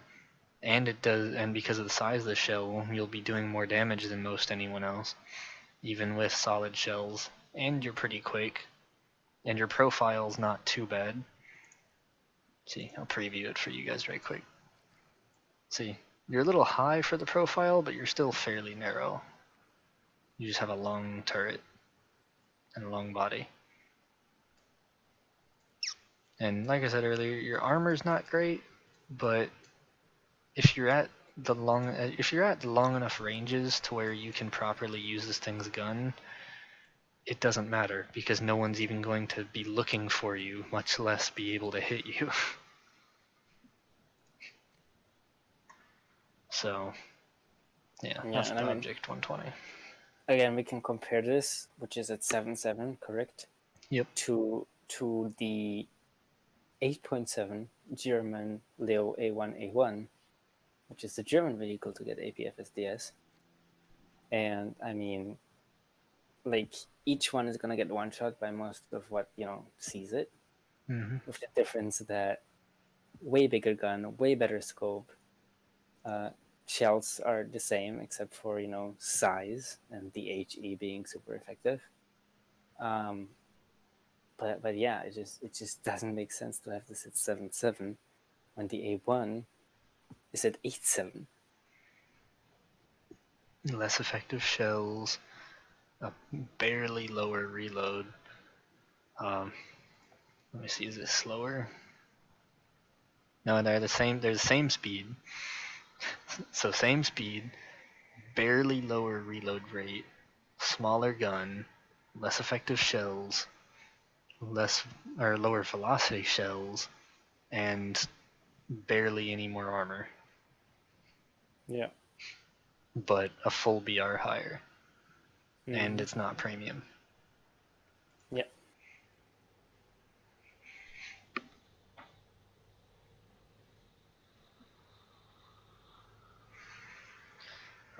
So is that all of the BR changes then? Well, this is like the main. Yeah, I mean, there's of course, it's like most of the stuff we say. If it is implemented, then the BR changes kind of some of them resolve themselves in a way, because they tie into the bigger concepts, at least most of them. So, but yeah, those are like in accordance with the concepts we've talked about. Those are like the most urgent ones that should be done in a way. Yeah. Like those BR changes, it's mostly in relation to how the game is currently. But yeah, like if it's fixed, then like you said, then if the other stuff is fixed that we mentioned previously, then those things, as you said, will fix itself for the most part. The only other things that I wanted to mention as far as BR changes would be, as I began to mention earlier, the ME262s, for one. There's 3 different versions of them in the main tree. Well, 4 different ones, but 3 fighter versions. The C1 and the C2 are almost exactly the same, and the A1 and the C variants are almost exactly the same. But the C variants are a full BR higher, and they don't get the rockets that the A1 gets, or any load for that matter. The only one that's even slightly different is the C2 that has some chemical boosters in the engines to help you take off or for a quick maneuvering boost. But yeah, I haven't got to use it yet, but I'm pretty sure that's a one-time use per reload on that plane. And on top of that, the 30mm Mark 108 cannons are really inaccurate and are really low velocity, so you have to get really close to the enemy planes to be able to properly hit them, even with 4 cannons. And you have very little ammo to split between 4 cannons on top of that. And compounded to make that even worse is you're fighting Americans, which have tons and tons of 50 cals, And even if you're down tiered, you're still fighting Americans with 50 cals and Russians with 23 mil cannons that fire fast and hit harder than you.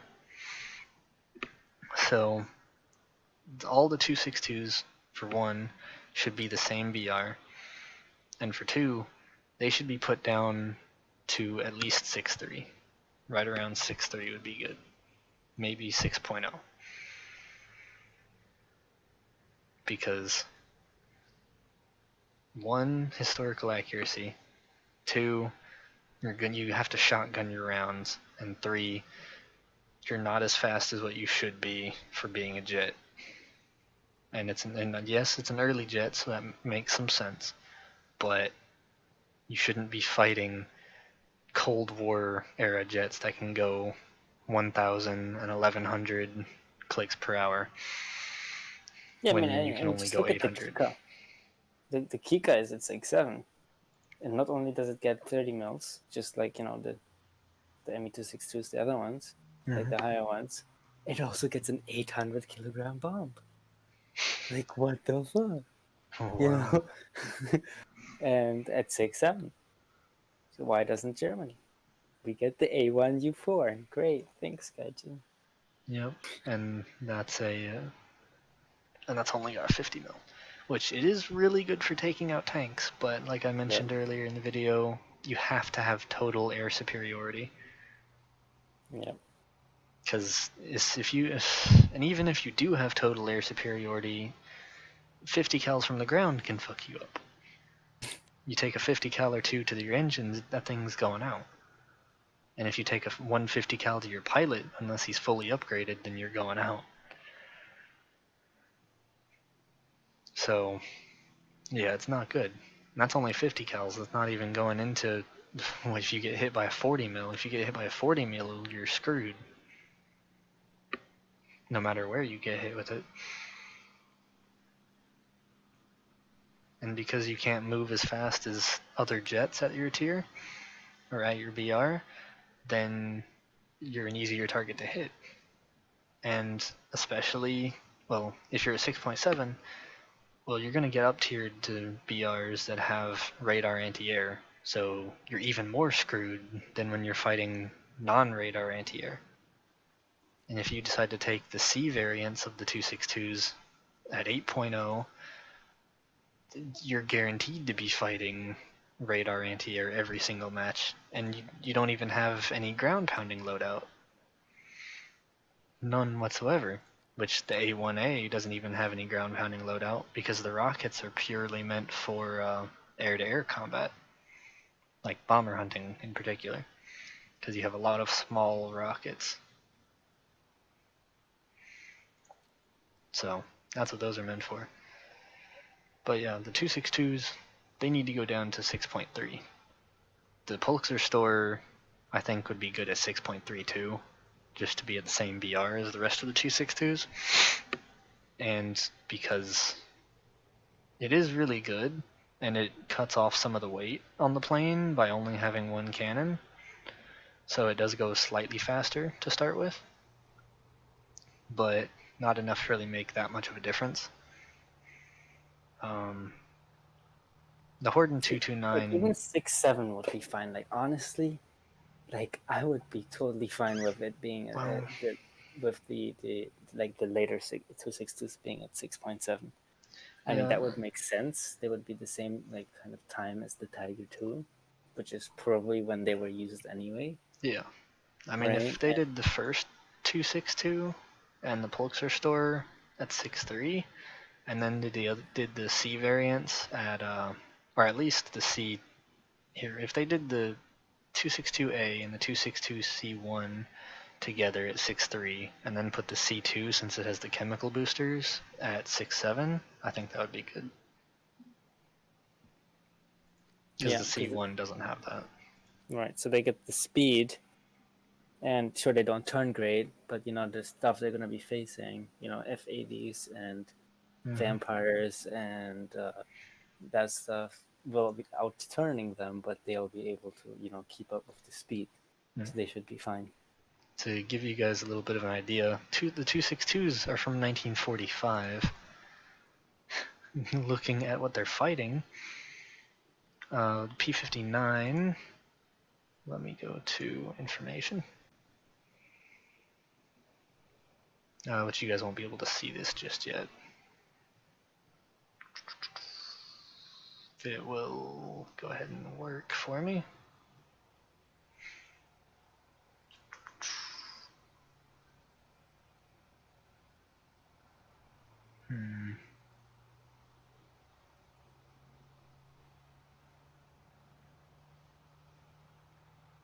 Let me see where.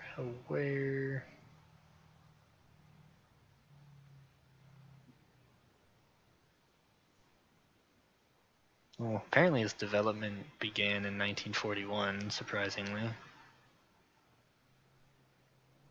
At least according to Wikipedia.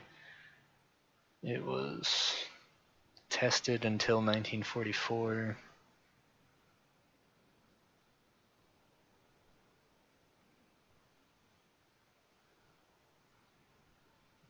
Well, apparently they made 66 of them, but never used in combat and were never even entered into the military.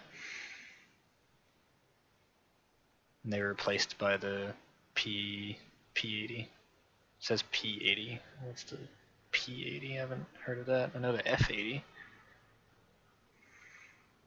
But yeah, so that's the P-59, the earliest one, which is pretty crap. And well, I mean, it's not crap because it's got 37 and 350 cals, and it's got an insane turn time, as we mentioned.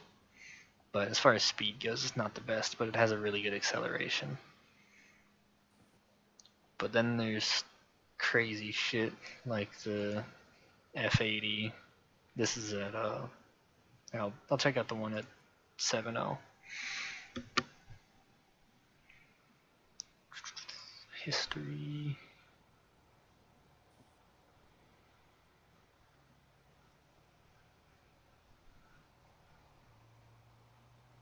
So the prototype is actually 1944. Okay. Well, it's actually around the same time as the first one at least.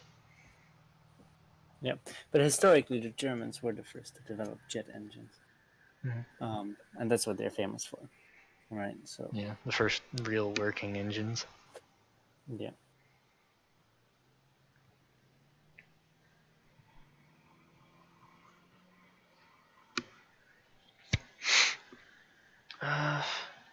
Any other planes in particular you think that need something? I mean, I hate the Yaks in general, but there's nothing we can do about that. That's just the only thing you can do is guarantee that the Japanese are with the Germans so that they can outturn them. Mm-hmm. And the Germans will outclimb them, generally. But yeah, that's about it. There's not much we can do. Yeah. I already talked about the Peace Rhine. The Horden 229 needs to go down from 7.3 a little bit. Probably like 7.0, 6.7, one of those two. Well, it used to be 7.0, right? I don't know why they moved it up. I don't know. They finally fixed the wing brake mechanic on the Horden, because you'd be going like 300 clicks per hour, and then you'd rip your wings if you tried to turn. Now the thing just never really rips its wings. And I've actually gotten it up to about 1,000 to almost Mach 1. Wow.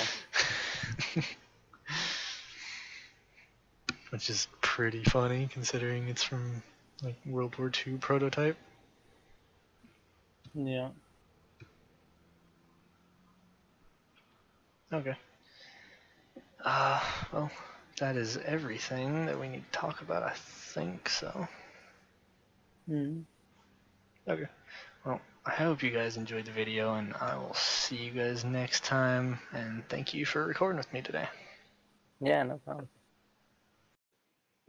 I hope you all enjoyed the video. If you did, go ahead and click the like button. If you got anything you want to tell me, go ahead and throw it down in the comments below. And if you enjoy my content, go ahead and smash that subscribe button. And I will see you guys in the next video.